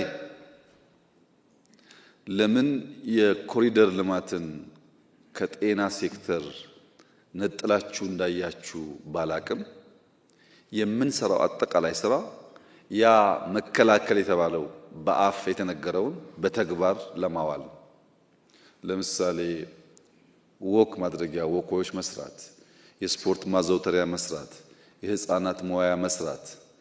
የአዲስ አበባ ሪቨርሳይድ ፕሮጀክት እንደ ፖለቲከኛ ሳትወስዱት አፍሪካ ላይ ያለ ፕሮጀክት አይደለም። ዩኒክሊ በጣም የሚያኮራ ስራ ነው። 20 ምናምን ኪሎ ሜትር የተበላሸ የበሽታ መንስኤ የነበረን ለሪቨርሳይድ ነው ወደ ጤናማና መዝናኛ እየቀየርን ያለነው። ምን ያክል አስቸጋሪ እንደሚሆን ገምቱት እናንተ። ሁሉም የሚሰራው ስራ ከጤና ጋር በቀጥታ ይያያዛል። ንጹህ እንሁን፣ ንጹህ አካባቢ እንፍጠር፣ ሰው ፊዚካሊ አክቲቭ ይሁን ማለት ቀጥታ ከመከላከል ጋር ከጤና ጋር ከኢንዱራንስ ጋር የሚገናኝ ጉዳይ ነው። ያ ስራ ከእናንተ ስራ ውጭ ተደርጎ መወሰድ የለበትም። ሁለተኛው ማከም ላይ ሙያተኞችና ተቋም ግንባታ ነው። በፖሊሲ ለውጥ ምክንያት የመጣውን ውጤት አብረን እናያለን። እነሱን ካየንና አፕሪሼት ካደረግን በኋላ የጎደለውን ደግሞ በዚያው ልክ ለመሙላት መልሰን በእንደዚህ አይነት ምክክር እያጎለበትን እንሄዳለን። የጤና ፖሊሲ ሪቫይዝ ካደረግን በኋላ የጤና ሰርቪስና ቁጥጥር አዋጅም ቀይረናል። ሰርቪሱ መሻሻል አለበት፣ የቁጥጥር አቅሙ ማደግ አለበትን አዋጅ አሻሽለናል። የመድኃኒት ፈንድ አዋጅ አሻሽለናል። ቅድም ተነስቷል በርካታ ጥያቄ። የጤና ስታንዳርዶች ሚኒመም 18 ገደማ ስታንዳርድ አሻሽለናል። በህግ ማዕቀፍ ውስጥ ፖሊሲው፣ አዋጆች፣ ስታንዳርዶች መሻሻል አለባቸው የሚል የጸና እምነት ኖሮን በህግ እነዚያ ጉዳዮች እውቅና እንዲያገኙ አንድ ስቴፕ ተጉዘናል። የጎደለ አለ ሊኖር ይችላል፣ እንፈትሻለን፣ እናስተካክላለን። ኮሚትመንቱ ግን ነበር ማለት ነው። ፖሊሲውን ከ30 ዓመት በኋላ ሪቫይዝ ካደረግን አዋጅ ከቀየርን እንደ መንግስት የጤና ሴክተር በህግ ማዕቀፍ ውስጥ ማሻሻያ ይደረግለት የሚል እምነትና ፍላጎት አለ ማለት ነው። ሙሉ አይደለም ከተባለ ደግሞ በጋራ መፈተሽ ነው፣ ችግር የለውም። ፈትሸን እናስተካክላለን። ግን ጤናን እናንተ ባሰባችሁት ልክ ዝቅ አድርጎ የሚያስብ ከሪፎርሙ የሚያስቀር እሳቤ ግን መንግስት የለውም። የሕክምና ሴክተር ያለው ፋይዳ የታመመን በማከም አይደለም፣ ማህበረሰብ በማንቃት ደረጃ። ያመመህ እኮ እጅህን ስላልታጠብክ ነው፣ ያመመህ እኮ ፕሮፐር ቦታ ሬስትሩም ስለሌለህ ነው ብሎ የሚያስተምራለን። ጤና ሙያተኛ ማለት የሰውን ያኗኗር ዘዬ የሚቀይር ዘመናዊነትን የሚያስተምር ማለት ነው። በዚያ ስፕሪት ነው የምንረዳው ያደረግነው። ከፖሊሲ አንጻር ይሄን ካየን ከፋይናንስ አንጻር ከጥቂት ዓመታት በፊት በቀጥታ ለጤና ሚኒስቴር ተብሎ የሚፈሰው ሀብት 70 ቢሊዮን ብር ገደማ ነበር። አሁን ወደ 130 ቢሊዮን ብር ገደማ ይፈሳል። ይሄ በዩኒቨርሲቲ በህንፃ ግንባታ የሚሄደውን አያካትትም። ለሚኒስትሪ የሚፈሰውን ነው። በቂ ነው ወይ ይሄ ሀብት ካላችሁ በጣም በቂ አይደለም። ንጽጽራችሁ ትክክል አይደለም። የትኛውም ጎረቤት ሀገር ለሕክምና ኢትዮጵያ የምታወጣውን አያወጣም ማንም። የኤንጂኦ እና የፕራይቬት ሴክተር የሚያደርገውን ሕክምና መታችሁ ከመንግስት ጋር እንዴት ተወዳደራላችሁ? ማንም የኛ ጎረቤት ኢትዮጵያ መንግስት የሚያወጣውን ለሕክምና ሴክተር አያወጡም። ኦፍ ኮርስ ኤንጂኦዎች ያወጣሉ፣ ፕራይቬት ሴክተር ያወጣል። ይሄን ደግሞ እናንተ ማጥናት ትችላላችሁ፣ ችግር የለውም። ኢንፍራስትራክቸር የኢትዮጵያ መንግስት ለመገንባት የሚያደርገውን ጥረት የትኛውም ጎረቤት ሀገር አያደርግም። አንዳንዶቹ ፉሊ ዲፔንደንት ናቸው በኤንጂኦ እና በደጋፊ ሀገራት ላይ እና ኮምፓሪዝኑ የፐብሊክ ኢንቨስትመንት እና የፕራይቬት ኢንቨስትመንትን ያለየ ከሆነ አይሆንም። ለምሳሌ ባለፈው ዓመት 9 ቢሊዮን ብር ድጎማ ያደረግነው ለመድኃኒት ነው። ማዳበሪያ ደጎምን፣ አርሶ አደሩ ማምረት ስላለብን። ነዳጅ ደጎምን ሁላችንንም፣ ዘንድ መድኃኒት ደጎምን። ለምን እንዳላችሁት ችግር ስላለ። በዚህ ዓመት ቅድም እንዳነሳችሁት አንዳንድ ሼኮች ስላሉ በጀታችንን ስናይ የሕክምና ሴክተር በደጋፊዎች እጅ መሰብሰብ ምክንያት እንዳይስተጓጎል በሚል ትንሽ ጠርቀም ያለ ነገር ለማድረግ ሞከርን፣ ባለው አቅም ማለት ነው። እና በጀት አድጓል። ያደገበት ልክ ከኛ ዲማንድ አንጻር ግን ገና ነው። ያደገበት ልክ ፕራይቬት ሴክተሩንና ሌሎቹን በማንቀሳቀስ ያለው ውስንነት ደግሞ አጠቃላይ ኢንዱስትሪው የተሟላ እድገት እንዳይኖረው አድርጓል። ይሄን ተቀብለን ስናበቃ ነገር ግን አይበቃም። ምናክመው እኮ ከ100 ሚሊዮን በላይ ህዝብ ነው። በሚሊየንስ ይተኛል ሕክምና። አንዳንዱ ታሞ መጥቶ መድኃኒት መግዣ የለውም ብቻ ሳይሆን ምግብ የለውም። እኛ እኮ ምግባችን እናካፍለዋለን። ኢትዮጵያውያን ስለሆን ሲቸገሩ ስናይ ዝም አንልም የሚለው ፔን ይገባኛል። በየቀኑ የምትሉት ከሚያለቅስ ሰው ጋር ስለሆነ ምንም ጫና የለውም ብዬ አራክሻ ላይ ይህንን የምንጋራበት መንገድ ግን አንዱ ፕሪፈረንስ ነው፣ ምርጫ ነው። የእናንተ ፕሪፈረንስ የሰውን ችግርና ስብራት መጠገን ነው። እርካታችሁ ይመጣውም ከዚያ ነው። አንድ ታማሚ ገብቶ ሲድንላችሁ ነው እንጂ እርካታችሁ ያ ታማሚ በሰጣችሁ ጉርሻ አይደለም። ይሄ ችግር አለ። ይሄንን ችግር የችግሩም የመፍትሄውም ባለቤት ነን ብለን ካላሰብን በቀር አንድ ሰው ጋር ወስደን ጥያቄውን ብናመጣ ብዙ መፍትሄ አያገኝም። እና ፋይናንሻሊ ለውጦች አሉ፣ እያደገ ደግሞ ይሄዳል። ለምን በሄልት ሴክተር ያለው ፋይናንስ ያለው እድገት ሊፍሮግ አላደረገም? ለምን ኢንክሪመንታል ሆነ ካላችሁኝ በኋላ በአንዳንድ ፋክቶች አሳያችኋለሁ። ከፋይናንስ ቀጥሎ ፖሊሲ ነግሬያችኋለሁ፣ ዘንድ ፋይናንስ ነው። ቀጥሎ ኢንፍራስትራክቸር ነው። ኢንፍራስትራክቸር በሁለት ይከፈላል፣ የመንግስትና የግል። በመንግስት ባለፉት ጥቂት ዓመታት እንዴት እንዳያችሁት ባላቅም በሺህ የሚቆጠር የጤና ተቋማት ግንባታ እድሳት ተካሂዷል። በሺህ የሚቆጠር 350 ጤና ኬላ ተሰርቷል። ከዚያ በላይ ነው። 100 ገደማ ጤና ጣቢያዎች ተሰርተዋል። ከዚያ በላይ ነው። 190 ገደማ ሆስፒታል ተሰርቷል። ስፔሻላይዝ ያደረጉ ደግሞ 11 ገደማ ተሰርተዋል። 15 ላቦች ተገንብተዋል። ያልነበሩ በየአካባቢ ያለውን ልዩ ልዩ ዳታ አናላይዝ አድርጎ የበሽታን ትሬንድ የሚያሳዩ ላቦች ተገንብተዋል። 1800 ገደማ የጤና ተቋማት ማስፋፊያና እድሳት ተደርጓል። ተስፋፍቷል፣ ታድሷል። ከ1000 በላይ የጤና ተቋማት ውሃ የሌላቸው የሶላር ሲስተም የሌላቸው ገብቶላቸዋል። ከ1000 በላይ ባለፉት ጥቂት ዓመታት በድምሩ ከ6000 በላይ አዳዲስ ጤና ጣቢያ፣ ጤና ኬላዎች፣ ሆስፒታሎች ተገንብተዋል፣ ታድሰዋል፣ ተስፋፍተዋል። ምን አለ 6000 20,000 ቢሆን ያላችሁኝ እንደሆነ የኔም መሻት ነው። ምንም አልተሰራም ካላችሁ ግን ትክክል አይመጣም። ብዙ ኢንፍራስትራክቸር ላይ ኢንተርቪን አድርገናል። የመንግስት ኢንተርቬንሽን እንደ ኢትዮጵያ በጣም ጠንካራ የሆነባቸው ሀገራት ካልሆኑ በቀር ሌሎቹ ጋር እንደዛ አይነት ነገር አይታይም። ለምሳሌ የስራ አካባቢ ጽዱና ምቹ እንዲሆን እንፈልጋለን። አንዲት ሲስተር ከሀረር ያነሳችው ሰሙዌር ያየነው ጉዳይ እኛም ጋር እንዲሆን እንፈልጋለን ያለችው ጉዳይ በጣም ትክክለኛ ሀሳብ ነው። ጥቁር አንበሳ ያላችሁ ታስታውሳላችሁ። ለመጀመሪያ ጊዜ ከዚህ ቢሮ እድሳት በኋላ የጀመርኩት ጥቁር አንበሳ ነው፣ ራሴ ሄጄ ማለት ነው። ፕራይቬት ሴክተር አስተባብረን ወስዶ እንዲያድስ ግለሰቦች ጨምረን ማለት ነው። የኔ ስራ መንገድ ማሳየት ነው።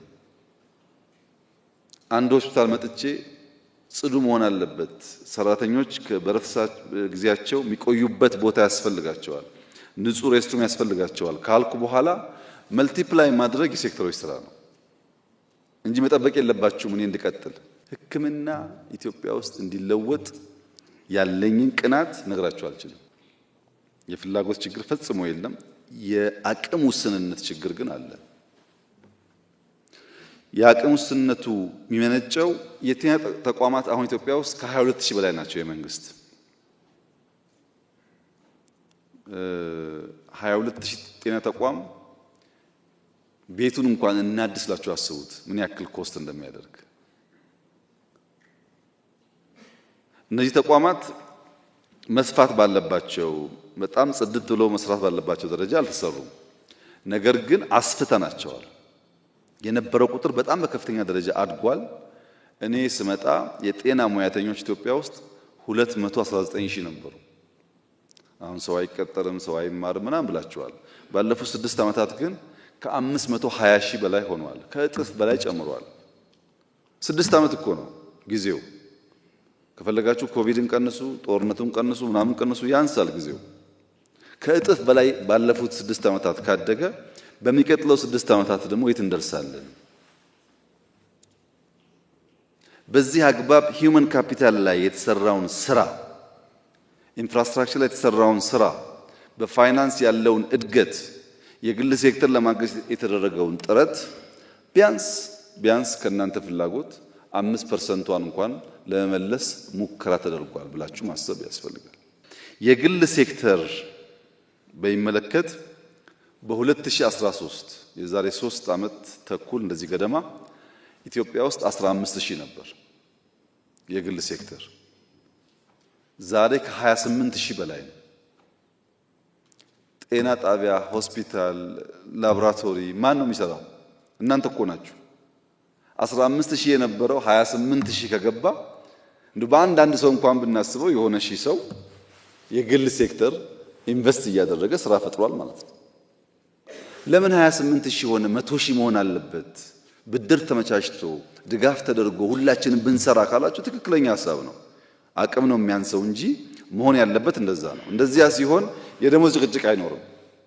ሁላችሁም የምትሰሩበት እድል እየተፈጠረ ከሄደ ምንም አልተሰራም ግን ትክክል አይደለም። የዛሬ 3-4 ዓመት 15000 ብቻ ነበር የግል የጤና ተቋማት አክሮስ ዘ ካንትሪ የነበረው። ጨምሯል። ያ የጨመረው ኢዝ ኦፍ ዱይንግ ቢዝነስን ተከትለን ጤና ሴክተር ላይ ኢንቨስት የሚያደርጉ ሰዎች ከውስጥም ከውጭም ከመጡ እናመቻችላቸው የሚል የፖሊሲያችን አካል ስለነበረ ነው። ኮሚቴ ነበር ይሄን የሚሰራ እየሄደ መሬት አሎኬት እያደረገ ሰዎችን የሚያግዝ ኮሚቴ ነበር። ያ በሁሉም ሴክተር እንደምትገነዘቡት የፈጠነ የንግድ ፍላጎት አቲቲዩድ ያላቸው ሰዎች ፈጥነው ኦፖርቹኒቲ ግራብ ያደርጋሉ። አብዛኛው ሰው እንደዛ ላይሆን ይችላል። አንዳንዶች እንዳላችሁት ጊዜያችሁ ይባክነው ብዙ ጊዜው ስራ ላይ ሊሆን ይችላል። እናንተም ውስጥ ግን ጠበቆች አሉ፣ እናንተም ውስጥ አክቲቪስቶች አሉ፣ ነጋዴዎች አሉ፣ ጨዋዎች አሉ፣ በሰው ህይወትና ጤና የሚቀልዱ ሰዎችም አሉ። እንደሱ አድርገን እንደ ማህበረሰብ እንየው። 500,000 ፕሮፌሽናል ባለበት ተቋም ውስጥ ሁሉም ሰው እናንተ እንዳላችሁት ሊሆን አይችልም። ትንሽ እንደ ፋክቶች ጨማምር ካላችሁኝ በመንግስት ሆስፒታል የምንገዛቸው ማሽኖች በየ15 ቀኑ ይበላሻሉ። ሽቦ ይቆረጣል፣ ይሰበራል። ያው ታውቁታላችሁ። ለምን? ሰው በመንግስት ሆስፒታል ከሚታከም የግል ሴክተር ለመላክ ሲባል እዚህ ያለው ይበላሻል። መቼም ያን እያበላሸ ያለው ታማሚውን እንደማትሆን ተስፋ አደርጋለሁ። ታማሚ አይደለም። ለግል ጥቅማቸው ሲሉ የመንግስትን ሀብት የሚያበላሹ ሰዎች አሉ። አንድ ነው 10 ነው አላቅም ቁጥሩ። ሁላችሁን ይወክላል ወይ? አይወክልም። ግን አለ፣ ሳምፕሉ አለ። እኛም ውስጥ እኮ ችግር አለ። ለግል ጥቅማቸው ሲሉ የመንግስት ንብረት ያበላሻሉ ካላላችሁ እኛ ብር ስለምናወጣበት ተበላሸ፣ ተጠገነ፣ አሁንስ ተበላሸ ወር አይቆይም። በሽተኛ ወደ ሕክምና ሲመጣ ሁለት አይነት አፕሮች ነው ያለው። አንደኛው መካከለኛ ገቢ ያለው ሰው ከሆነ በፍጥነት ወደ ግል ሴክተር ሪፈር ይጻፍለታል። ጥቁር አንበሳ እያለ የሆነ ክሊኒክ ይላካል። ትንሽ ከፍ ያለ ገንዘብ ደግሞ ካለው ቦርድ ወስኗል ተብሎ ወደ ውጭ ሀገር ይላካል። እና ሕክምና አካባቢ ላይ ችግሩም የእናንተ አካል ነው። እንደዚያ የሚያደርጉ ሰዎችም የእናንተ አካል ናቸው። ለሴክተሩ በጣም ባዕድ እና ሩቅ አርጋችሁ ባትወስዱ ጥሩ ነው። በግልም በመንግስት ተቋማትም በተቻለ መጠን ኢንተርቪን ለማድረግና እዛ ያለው ሰርቪስ እንዲያድግ ለማድረግ ተሞክሯል። በግል ሴክተር በ2019 ከለውጡ ማግስት 30 ሺህ ገደማ በግል ሴክተር የሚሰሩ የጤና ሙያተኞች ነበሩ። 6 ዓመት ፕላስ ገደማ። ዛሬ የአሁን ዳታ የለኝም፣ የ2023 ነው ያለኝ። ከአንድ ዓመት ተኩል 2 ዓመት በፊት 120 ሺህ ገደማ ደርሷል። የአሁን ይጨምራል። 30 ሺህ የነበረ የግል ሴክተር ሙያተኛ 120 ሺህ ደርሷል ማለት በዚያው ልክ ክፍያውም በዚያው ልክ ያው አድጓል ማለት ነው። ሂውመን ካፒታል ላይ በማሰልጠኛ ከ5-6 ዓመት በፊት 7 ገደማ ነበሩ የዩኒቨርሲቲዎች ስፔሻላይዝ ለማድረግ የሚያግዙ። አሁን 22 ናቸው። 22 ዩኒቨርሲቲ ከሆነ በዚያው ልክ ቁጥሩ አድጓል ማለት ነው። ውስን በነበረበት ጊዜ የሚገባው ተማሪና አሁን አንድ አይደለም። 8500 ገደማ ሬዚደንቶች in the last 4-5 years መንግስት አሰልጥኗል። የዛሬ 2-3 ዓመት ገደማ ሬዚደንት የነበራቸው ኢሹ ምንድነው? ካሉበት ተቋም ለትምህርት ሲመጡ በእነሱ ቦታ ሰው ይቀጠርና እኛ ቦታ እናጣለን ሲሉ የፌዴራል መንግስት በዚያ መንገድ አገልግለው ለትምህርት የሚላኩትን ሰዎች ኮስት ሼር አድርጋለሁ ብሎ ወስኖ ነው ያ ሁሉ ተማሪ ሲማይ ነበር። በእኛ ሁኔታ ሬዚደንቶች በጣም ስለሚሰሩ አብዛኛውን ችግር ሼር ስለሚያደርጉ ይጎዳሉ እና እንዴት አድርገን ያናካክስ ቢባል ምንም ችግር የለውም። የፌር ጥያቄ ነው። ግን ሬዚደንት ሰምዌር በጣም የተመቻቸና እኛ ጋር ሲመጣ ይከፋው ካረጋችሁ ግን በአንዳንድ ነገር የዓለም ትሬንድ ተማሩ እያላችሁ በሌላ ነገር ደግሞ ከዓለም ውጭ ከሆነ አብሮ አይሄድም። ዓለም ላይ የሌለ ስለሆነ የሚነሳው ጥያቄ እንደዛ አይነት ማገልገል እፈልጋለሁ የሚል ቅንነት ያለው ሐኪም ምናምን ከደሞዙ በላይ ፕሪፈር የሚያደርገው ሰው ማዳን ሊሆን ይችላል። በትውል ኮምፒት ከ5-10 ዓመት በኋላ አይቀጥልም እኮ ይሄ ነገር። ፕራይቬት ሴክተር ይስፋፋል፣ ሽሚያ ይፈጠራል ማለት ነው። መንግስት ቤት ሰጣለሁ፣ መኪና እንደዚህ ያደርጋለሁ እያለ ይሻማል ከገበያው እንጂ ሰምዌር የሚከፈል ክፍያ እያለ ማንም ሰው አይሰራለትም። እዛ እስክንደርስ ድረስ መከራ የምትከፍሉ ሰዎች አላችሁ፣ ክፈሉ። የእናንተ ስራ ማድረስ ነው። ኢትዮጵያ ባለችበት ሁኔታ የኔናና የእናንተ ስራ በመከራ ማሸጋገር ነው። የሚሰሩ ሰዎች ቅድም እህቴ እንዳለችው ነው። እዛ ያሉ ሎካል በሕክምና ውስጥ ለምሳሌ ዶክተር ሁላችሁን አይመለከትም። አንድ ፔሸንት መጥቶ ቪዚት አድርጎ ይሄን አድርጊ ይሄን አድርጊ ይሄን አድርጊ ብሎ ሄዶ ሊሆን ይችላል። ነርሷ ግን ያው በምታውቁት ምክንያት ብዙ ጊዜ መመላለስ ብቻ ሳይሆን የዛን ሰው በሽታ የዛን ሰው ስቃይ ተጋርታ ሊሆን ይችላል። እንደሱ ፕሪስክሪፕሽን አትጽፍም እንጂ ፔን በመጋራት ነርሷ ሚና የላትም ሊባል አይችልም። ግን ዘ ሆል ሲስተሙና ካልቸሩ እሷን የሚያይ አይደለም። ለመቀየር የሚከፈለውን ዋጋ ለመክፈል ደግሞ በጋራ ዝግጁ ካልሆን ቤት በኩል የደህንነቱ አይነት እኮ በጣም ብዙ ነው። ቤት በኩል ሊቀየር ይችላል ካልወሰን በቀር ብሎ የሚነሳ የሕክምና ሙያተኛ እንዲኖር ይጠበቃል። ምርት በሚመለከት መድኃኒት ለምሳሌ የለውጡ ሰሞን አካባቢ የሀገር ውስጥ ምርት 8% ብቻ ነበር። አሁን 41% ደርሷል። ከ25 ያላነሱ የመድኃኒትና የሕክምና መረጃ መሳሪያ የሚያመርቱ ኢንዱስትሪዎች ኢትዮጵያ ውስጥ አቋቁመዋል። አሁንም ብዙ ኢንቫይት እያደረግን ነው። 25 ኢንዱስትሪ ተቋቁሞ 41 ከደረስን 100 200 ቢደርሱ ምን ያክሉን ከቨር እንደምናደርግ አስቡት። የኮሮና ጊዜ ኦክሲጅን ዋናው ችግር ነበር። 3 ተቋም ብቻ ነበር ኦክሲጅን የሚያመርተው። ሽሚያ ነበር፣ ልመና ነበር። ታውቃላችሁ። አሁን 58 ገደማ ተቋማት ኦክሲጅን ያመርታሉ። just 3-4 years ከ3 58 ከደረስን በሚቀጥለው ደግሞ 150 200 ብንደርስ እንዴት ችግሩ እየቀለለ እንደሚሄድ አስቡት። አልነበረም ካልን ግን ጊዜ ፈልጎ ገንዘብ ወጥቶበት የተሰራን ስራ እናራክሳለን ማለት ነው። ወረርሽኝ ቀደም ወንድም ያነሳው 28 ገደማ ላብ ተገንብቷል። እንደዚህ አይነት ኢንሲደንቶች ኤርሊ ዋርኒንግ ሲስተም ኖሮን ማወቅ እንድንችል በቂ ነው ወይ አይደለም። ሲዲሲ ኢትዮጵያ ሲመጣ በጣም ከፍተኛ የመንግስት ፍትጊያ ነበረው። እዚህ እንዳይገነባ ፍላጎት ነበር ከፍተኛ የሆነ። ሲዲሲ ኢትዮጵያ መሆኑ የላብ አቅማችንን የኤርሊ ዋርኒንግ ሲስተሞቻችንን ለማሳደግ ልምድ ለመቅሰም በእጅጉ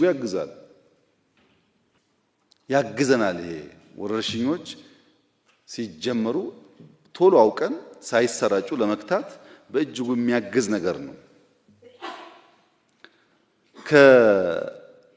ከዲጂታላይዝ ማድረግ ጋር ተያይዞ ሪፎርም የተባለው በጣም ትክክለኛ ኮሜንት ነው። ጅማሮች አሉ። ኤምአር እናንተም ጋር ተጀምሯል፣ ግን ማደግ አለበት። ቴክኖሎጂ ሃይሊ ኢምፓክት ከሚያደርጋቸው ሴክተሮች አንዱ ጤና ነው። የአይ ተቋማችንን አይታችሁ ከሆነ አላቅም፣ በጣም ብዙ ዶክተሮች እዛ ይሰራሉ። ሐኪሞች ካንሰር ላይ ይሰራሉ፣ የተለያየ በሽታ ላይ ይሰራሉ፣ ምርምር ያካሂዳሉ፣ ሲስተም ዴቨሎፕ ያደርጋሉ። ጠቅላላ ኢንዱስትሪው ዲጂታላይዝ ይሁን ሞደርን እናርገው የተባለው ፈልገን ሳይሆን ግድ ነው። ካላደረግነው ስለምንቸገር የጤና ዳታ በጣም ኤክስፔንሲቭ ነው። ኢትዮጵያ ውስጥ ዳታ ብዙ ዋጋ የለውም። ወረርሽኝ መጣ ይባላል፣ ኳራንቲን ይባላል፣ ይቀራል። የሆነ በሽታ ይመጣል፣ ይቀራል። ግን ያ ዳታ ቢሰበሰብ ያ ዳታ አናላይዝ ተደርጎ መድኃኒት የሚፈጠረው ዳታው ብቻ ይሸጣል ለሚመራመር ሰው። በእኛ ኬዝ ግን እንደዛ አይደለም። በወረቀት ተከምሯል በየቦታው፣ ናሽናል ክላውድ የለም።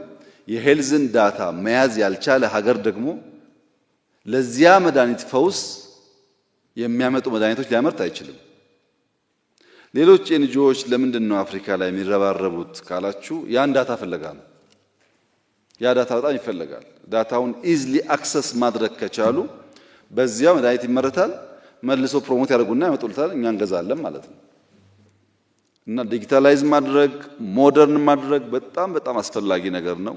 ጅማሮች አሉ፣ ግን እንሰራበታለን። እናንተም አግዙ። ዘሆል ሲስተሙ ሞደርን ካልሆነ ብዙ ነገር ሉዝ እናደርጋለን። የጤና መድህን አዋጅ ወጥቷል። እሱም ሰራተኞች እዛ ውስጥ አካቷል። ጥያቄው ተነስቷል፣ ግን መልስ የተሰጠው ጉዳይ ስለሆነ በህግ ፕራክቲስ ላይ ችግር አለ ተብሏል። እሱ ይጀመራል። እዛ የምትታከሙበት መንገድ የመለሰ ነው ህጉ። ኦልሬዲ ሐኪሞች በህጋዊ መንገድ ሕክምና ቢያገኙ የመንግስት ፍላጎት ነው። አዋጅ ጸድቋል። እንተገብራለን። እሱ እንተገብራለን። ማህበረሰብ የጤና መድህን ልክ እንደ ፖለቲካ ስራ ነው። ያስፈልጋቸዋል ግቡ እየተባለ ተቀስሶ የሚሰራ ስራ ነው እንጂ ሰው ሲታመም የሚሰማው ነገር ጤነኛ በሆነ ሰዓት አያስበውም። ያም ሆኖ 38 ሚሊዮን ሰው ነበረ የጤና መድህን ተጠቃሚ። ስንት ነው አሁን? 63 ሚሊዮን ደርሷል። ያን ማስፋት ነው፣ ከቨሬጁን ማስፋትና ሰዎች ሲታመሙ ከገንዘብ ጋር ሳይያያዝ መተው ታክመው ኢንሹራንሳቸው ዲል እንዲያደርግ ማድረግ ያስፈልጋል። የቁጥጥር አቅማችን በሚመለከት አንዱ ችግር መድኃኒት ያልሆኑ ጎጂ ነገሮች መድኃኒት ተብለው ኢትዮጵያ ውስጥ ወደ 14% ገደማ ይደርሱ ነበር። የኢሌጋል ሜዲሲን የሚሰራጨው ቁጥጥር ሲደረግ አሁን ወደ 6 ዝቅ ብሏል። አሁንም አለ፣ ግን ዝቅ ብሏል። አሁን ሁላችሁም ክፍያ ያንሳል፣ ሰርቪስ ፊ ያንሳል ብላችኋል። ማህበረሰቡ ጋር ደግሞ ብንሄድ ውድ ነው ነፃ ይሁን ይላል። ሁላችሁም ታክስ ይቅር ብላችኋል። ታክስ ይቅር፣ ደሞዝ ይጨምር። ከየት ነው የሚጨምረው ደሞዝ? ታክስ ካልተሰበሰበ ፌዴራል መንግስት ነው የሚሸፍነው ይላሉ ክልሎች። ከየት ፌዴራል መንግስት ከየት ያመጣል? ምንጮቹ እኮ ማወቅ አለብን። ኢትዮጵያ ውስጥ ኦልሞስት ሁሉም ክልል ከፌዴራል የሚደጎም እንጂ ለፌዴራል በቅቶት የሚያፈስ አንድም ክልል የለም። ለኛ የሚያስፈልገው ከበጀት አንጻር ሳይሆን ፕራይቬት ሴክተር እያጠናከርን የሕክምና ኢንፍራስትራክቸር አሁን ችግር የሆነበትን መንገድ በስፋት እና በፍጥነት እየፈታን ከሄድን ብዙ አጀንዳ አይሆንም። ብዙ ሙያተኛ ነው ያለን። እያንዳንዱ ሰው ደግሞ የራሱ የሆነ ተቋም እየፈጠረ ከሄደ ከክፍያ ጋር ያለው ነገር ፌር እየሆነ ከሄደ እኛ እንደ መንግስት ከ20 ሺህ ላይ ተቋማት አሉ። በእነሱ ዝቅተኛ ገቢ ያላቸውን ሰዎች ካገዝን ይቀንሳል ችግሩ ማለት ነው። ይቀንሳል ችግሩ። ሁለት ምርጫ ነው ያለን። በምግብ ሶቨርኒቲ ኢትዮጵያ ማረጋገጥ አለባት የሚለው ስራ ባለፈው እንዳነሳሁት ማክሲመም 2 ዓመት ነፃ እንወጣለን በምግብ ማክሲመም 2 years። ስንዴ አንፈልግም ከሰው ማለት ነው። ልክ እንደዛ በመድኃኒት ነፃ መውጣት አለባት ኢትዮጵያ ብለን ወስነን ማድረግ አለብን። ወስኜ አይደለም ወስነን እየለመንክ በዛ አነሰ ምናምን ዋጋ የለውም። ለማኝ ነው የተሰጠውን ነው የሚወስደው። 1 ብርም ይሁን 25 ሳንቲም ወስዶ እግዚአብሔር ይስጥልኝ ነው የሚባለው። ከልመና ነፃ ለመውጣት ግን መወሰን አለብን እኔና እናንተ። ለዛ ነው ፋውንዴሽናል ስራዎች ኢትዮጵያ ውስጥ መሰራት አለባቸው ተብሎ የሚታሰበው። ካንሰር በሚመለከት አሁን 5 ሴንተር ደርሰናል። ኬሞቴራፒ ግን ከ30 በላይ ናቸው። እየሰፋ መጥቷል። ኢትዮጵያ ውስጥ 33 ገደማ ደርሷል። ስለዚህ የኔና የእናንተ ኮሚትመንት ውሳኔ መሆን ያለበት የሁሉ ነገር መሰረት ደህንነት ነው። እሱን እንዴት አድርገን እንቀይረው? ቢያንስ ልጆቻችን ከእንደዚህ አይነት መከራ እንዲወጡ ካላልን በቀር የተሟላ ነገር ምላሽ መስጠት ያስቸግራል። ይሄ ሴክተር ላይ ያለን የሰራነውንና ሴክተር ላይ ያለውን ለማመላከት ነው። ወደ እናንተ ጥያቄ ግን ስመጣ በ3 ማዕቀፍ ብናየው ጥያቄዎቻችሁን፣ አንደኛ ከሙያ ግዴታ አንጻር አንድ ሰው ሐኪም ሆናለሁ ብሎ ሲመርጥ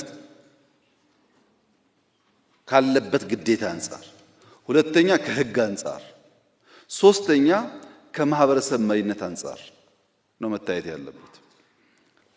የማህበረሰብ መሪ ሲባል ቅድም እንደተባለው እኔ አይመስለኝም።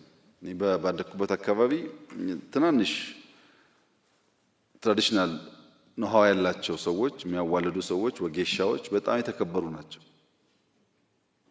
አስታራቂ፣ አራቂ፣ መንገድ አመላካች ሰዎች ናቸው። እንደ ቀላል ሙያ የሚታይ አይደለም። እናንተ እኮ ውድ ናቸው። አሁን ነው እንጂ ዶክተር በየቦታው የሚሰማው አልነበረም።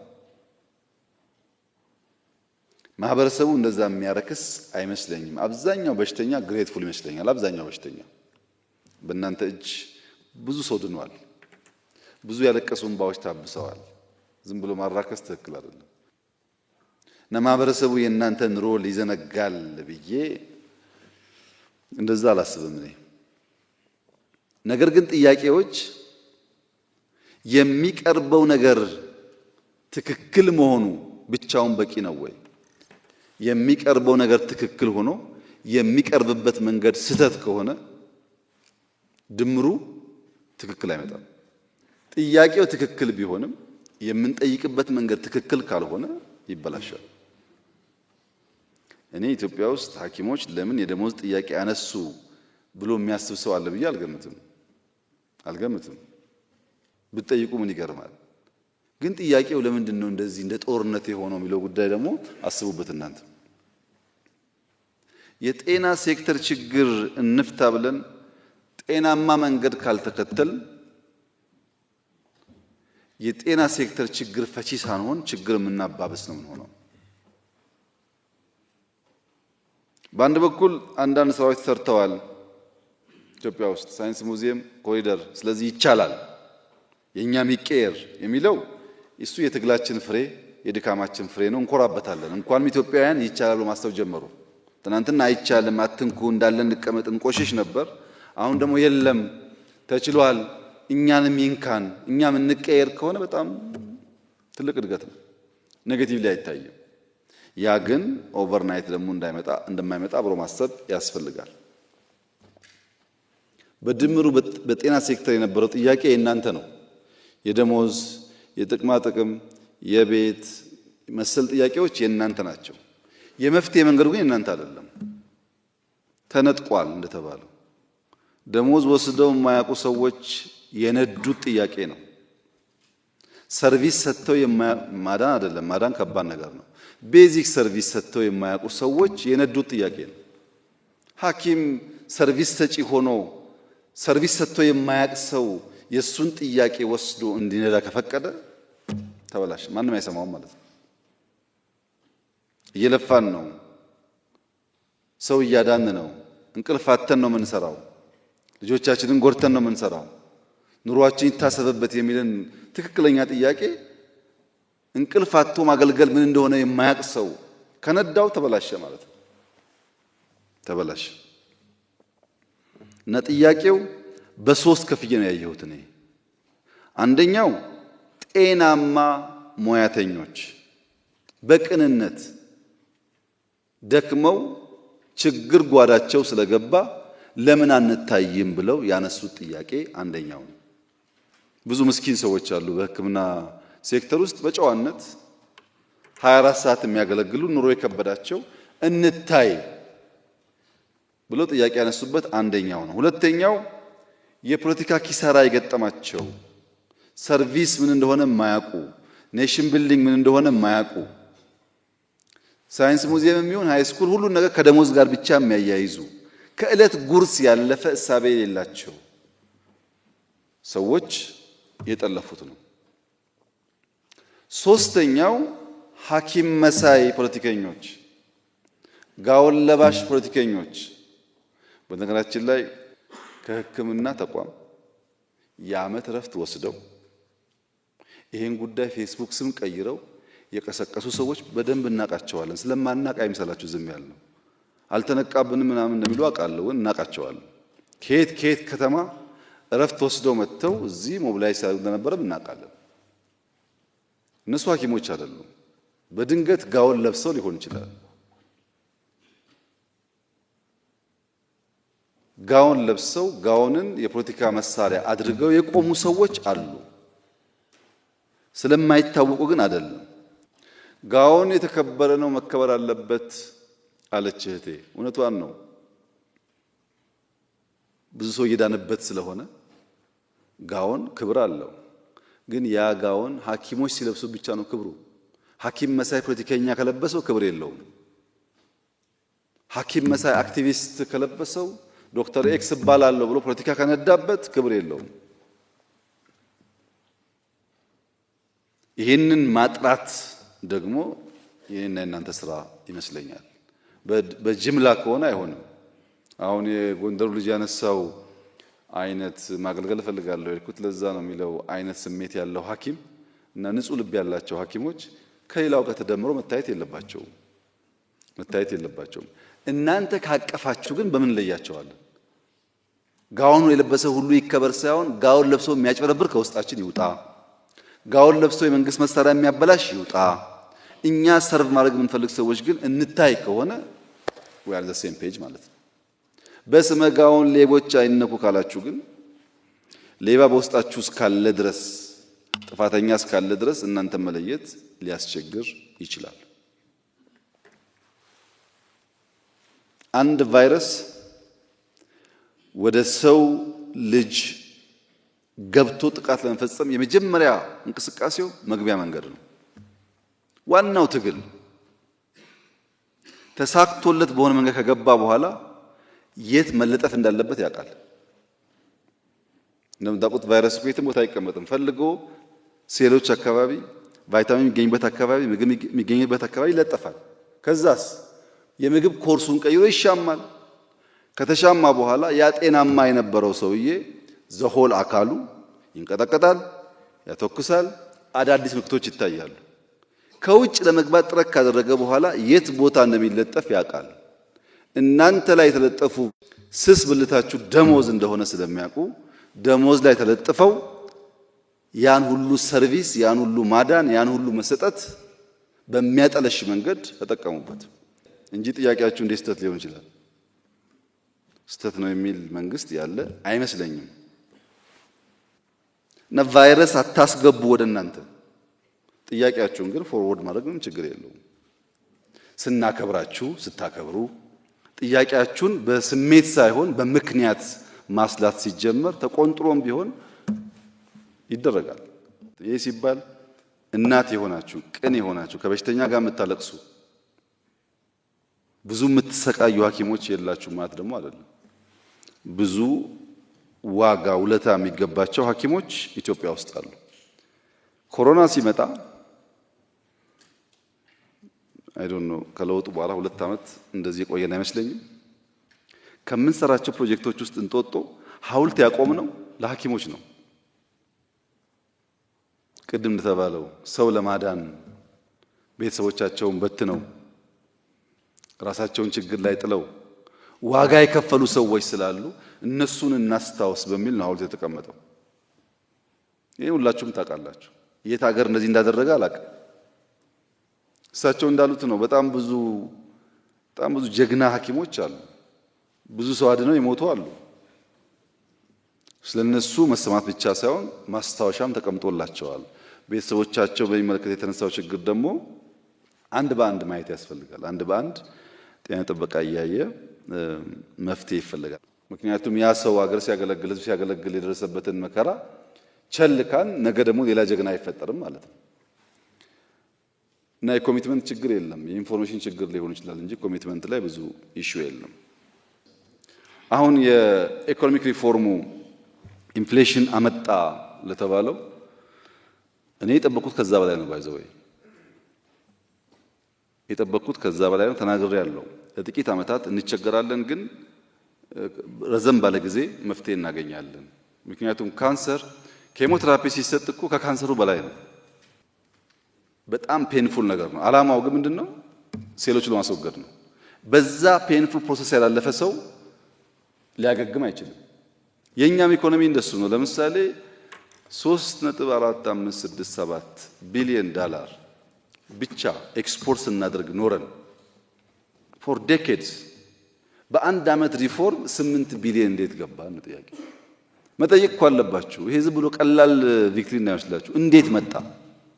ቡና ዶንት ጎ ፋር ላስት ይር 1.4 ቢሊዮን ዶላር ገደማ ነበረ። በአንድ ዓመት 2.3 ቢሊዮን ዶላር እንዴት ገባ? ቡና ወርቁን ተው። ቡና የሚሸጠው ከተመረተ ብቻ ነው። ምርት ካለ ነው፣ ከሌላ አይሸጥም። ህዳሴ በአፍሪካ አንደኛው የሆነ ግድብ 5 ቢሊዮን ዶላር ገደማ ኢንቨስት እያደረግን አናዘር 3 ቢሊዮን ዶላር ገደማ ኮይሻ እናደርጋለን። 10 ቢሊዮን ዶላር ኢነርጂ ላይ ኢንቨስት የሚያደርግ የአፍሪካ ሀገር አንድ በአንድ አይደለም ተደምሮ አታገኙም። የለም። ይሄን እናንተ መንቃት አለባችሁ። እነዛ ኢንቨስትመንቶች ናቸው ዋናውን ድህነት የሚያጠፉት። እነሱን ካልፈታን በቀር ደሞዝ ለሐኪም ወይ ለመምህር ጨምረህ ሐኪሙ መኪና መግዣ ገንዘብ ኖሮት መንገድ ካልተሰራለት ዋጋ የለው። ፋውንዴሽናል ነገሩ በጣም አስፈላጊ ነገር ነው። እሱን ሐኪሞች መገንዘብ አለባችሁ። ሕክምና ተመልሶላቸዋል። ቤት በሚመለከት በአብዛኛው ክልሎች ተወያይተናል። አብዛኛዎቹ ይሰጡም አሉ፣ የቀሩትም ይሰሩበታል። አዲስ አበባ አካባቢ ላይ የተጀመረ ነገር አለ፣ በዛ ይቀጥላል። አቴ ታይም 500,000 ሰው የቤት ባለቤት እናደርጋለን ብለን ብናወራ አንችልም። እንፈልጋለን ግን አንችልም። ቀስ ቀስ እያልን ግን እናደርጋለን። እናንተ ለ10 ሰው ለ20 ሰው ሲደረግ በቃ ተስፋ እያደረጋችሁ መፍጨርጨር መልፋት ይመጣል ማሰብ ጥሩ ነው። እኛም የእናንተን ፊድባክ ሰብስበን እንነጋገርበታለን። ለምሳሌ የቦታ ዝውውር ጉዳይ የተነሳው በተለይ ከኮስት ሼሪንግ ጋር ተያይዞ እኔ ምንም የፌርነስ እንትን አላየሁበትም። ሰርቭ ማድረግ አለባቸው። ሰውየው ከጎንደር ወጥቶ ጎንደር ሰርቭ ማድረግ አለበት። ጎንደር ግን እንደ መያዣ ተጠቅሞ መሆን ግን ትክክል ነው ብዬ አላስብም። በግሌ እኔው ለምን እንደዛ ነው አልገባኝም። አንዳንድ መመሪያዎች፣ አሰራሮች በእኛ ቢወጡ የተባለው መመሪያ ሁሌም የሚወጣው በተቋማችሁ ነው። ሁሌም አዋጅ የሚያወጣው ፓርላማ ነው። ካቢኔ ሊያወጣ አይችልም። እኛ ደንብ ነው የምናወጣው። መመሪያ ደግሞ የሚያወጣው ተቋማችሁ ነው። ለምሳሌ ሲቪል ሰርቪስ ብዙ አጥንተን ጂኤጂን የሰራ ነው። ሕክምና ሙያተኞችም አሉበት። ምንም ፕሮብለም አላይበትም። በጂኤጂ ምንም አላይበትም። ችግር ያለው እሱም ፕሮፐርሊ ስራ ላይ ማዋል ላይ ነው እንጂ ሂደቱ ብዙ ችግር ያለው አይመስለኝም። እዛም ላይ ግን ችግር ካለ ሲስተር እንዳነሳችው አሉ ሙያተኞች፣ አሁን ሚኒስትሮቹ ስላሉ ገብተው የሚስተካከል ነገር ካለ ማስተካከል ይቻላል። ግን ለጤና የራሱ ኮሚሽን፣ ለዩኒቨርሲቲ የራሱ ኮሚሽን፣ ለወታደር የራሱ ኮሚሽን ካል ተቋምን ቀንስ ወጪን ቀንስ እያል ሌላ ቢሮክራሲ እየጨመርን ብንሄድ መልሶ የሚጎዳው ሁላችን ነው እና ትንሽ ኮንሽስ ሆነን እንሂድ። ሐኪሞች የሚቸገሩበት፣ ሐኪሞች ስለደሞዝ ጥያቄ የሚያነሱበት ኢትዮጵያ እንዳትፈጠር ከፈለግን ፋውንዴሽናል ስራውን እንስራ። እሱን ስንሰራ እኔና እናንተ ኢትስ ኦኬ እንቸገር፣ ልጆቻችን ግን አይቸገሩ። ሐኪሞች እውነት ለመናገር ብዙ ነው ከእናንተ የሚጠበቀው። እናንተ ላይ ያለው ተስፋ እንድታከሙ ብቻ አይደለም፣ እንድታነቁ ነው። ሰው ዛፍ ሲተከል ለምን ሲባል ያስፈልጋል ዛፍ ለጤና። ውሃ ሲጸዳ ለምን ሲባል ውሃ ያስፈልጋል ለጤና። ወክወይ ሲሰራ ለምን ሲባል ያስፈልጋል ሰው በእግሩ መሄድ አለበት ብላችሁ ካላገዛችሁን እናንተ ማን ያግዘናል? ልክ እናንተ ደሞዝ አንዳንድ ጥያቄ እንዲመለስ እንደምትጠብቁት እኔ ደግሞ እናንተ ሰው እንድታነቁ ፖሊሲዎቻችን ተገንዘባችሁ እንድታስገነዝቡ እንድትረዱን በጣም ነው የምጠብቀው። ይሄ ከተባበርን ይቀየራል። ተስፋዬ ምንድነው? አይ ኢትዮጵያውያን ገብቷቸዋል፣ ጨክነዋል፣ በጋራ ሆነው መለወጥ ይፈልጋሉ፣ ቻሌንጁን አንደርስታንድ አድርገዋል፣ ፕሮብለም አፕሪሺየት ያደርጋሉ ከተባለ ችግር የለም 24/7 እንሰራለን። እና ሰብሰብ ትንሽ ጨከን ትንሽ ደግሞ አንደርስታንድ ለማድረግ መሞከር። ይሄ በእናንተ በኩል አለ፣ በእኛ በኩልም በእኛና በሕክምና ሴክተር ሙያተኞች መካከል ሁልጊዜ የሚያስፈልገው ትብብር ነው። እናንተም ሰው ለማዳን እኛም ኢትዮጵያን ለማዳን ነው የምንሰራው። ሌላ መንገድ እኮ የለውም። በዚህ ስፕሪት አብረን እንድንቆም አደራ ልላችሁ ፈልጋለሁ። ኢትዮጵያ የማንሰራራት ዓመት ይሆንለታል የተባለው አባባል አይደለም። ህዳሴን ከመጨረስ በላይ ማንሰራራት ምን አለ? አንሰራርተናል፣ ይቀጥላል። እመኑኝ ማክሲመም 15-20 years ከዛ በኋላ በአፍሪካ ውስጥ የሁሉ ነገር ምሳሌ የሆነች ሀገር ይኖረናል። ጥያቄ የለውም። ይሄ ምኞታችን ግን እንዲሳካ ትንሽ ቀበቶ ጠበቅ ማድረግ ይፈልጋል፣ መቸገር ይፈልጋል፣ አልጋ ባልጋ ስላልሆነ መልፋት ይፈልጋል እና በዛ ስፕሪት አብረን እንስራና ኢትዮጵያን እንቀይር። ሰላሙን ብቻ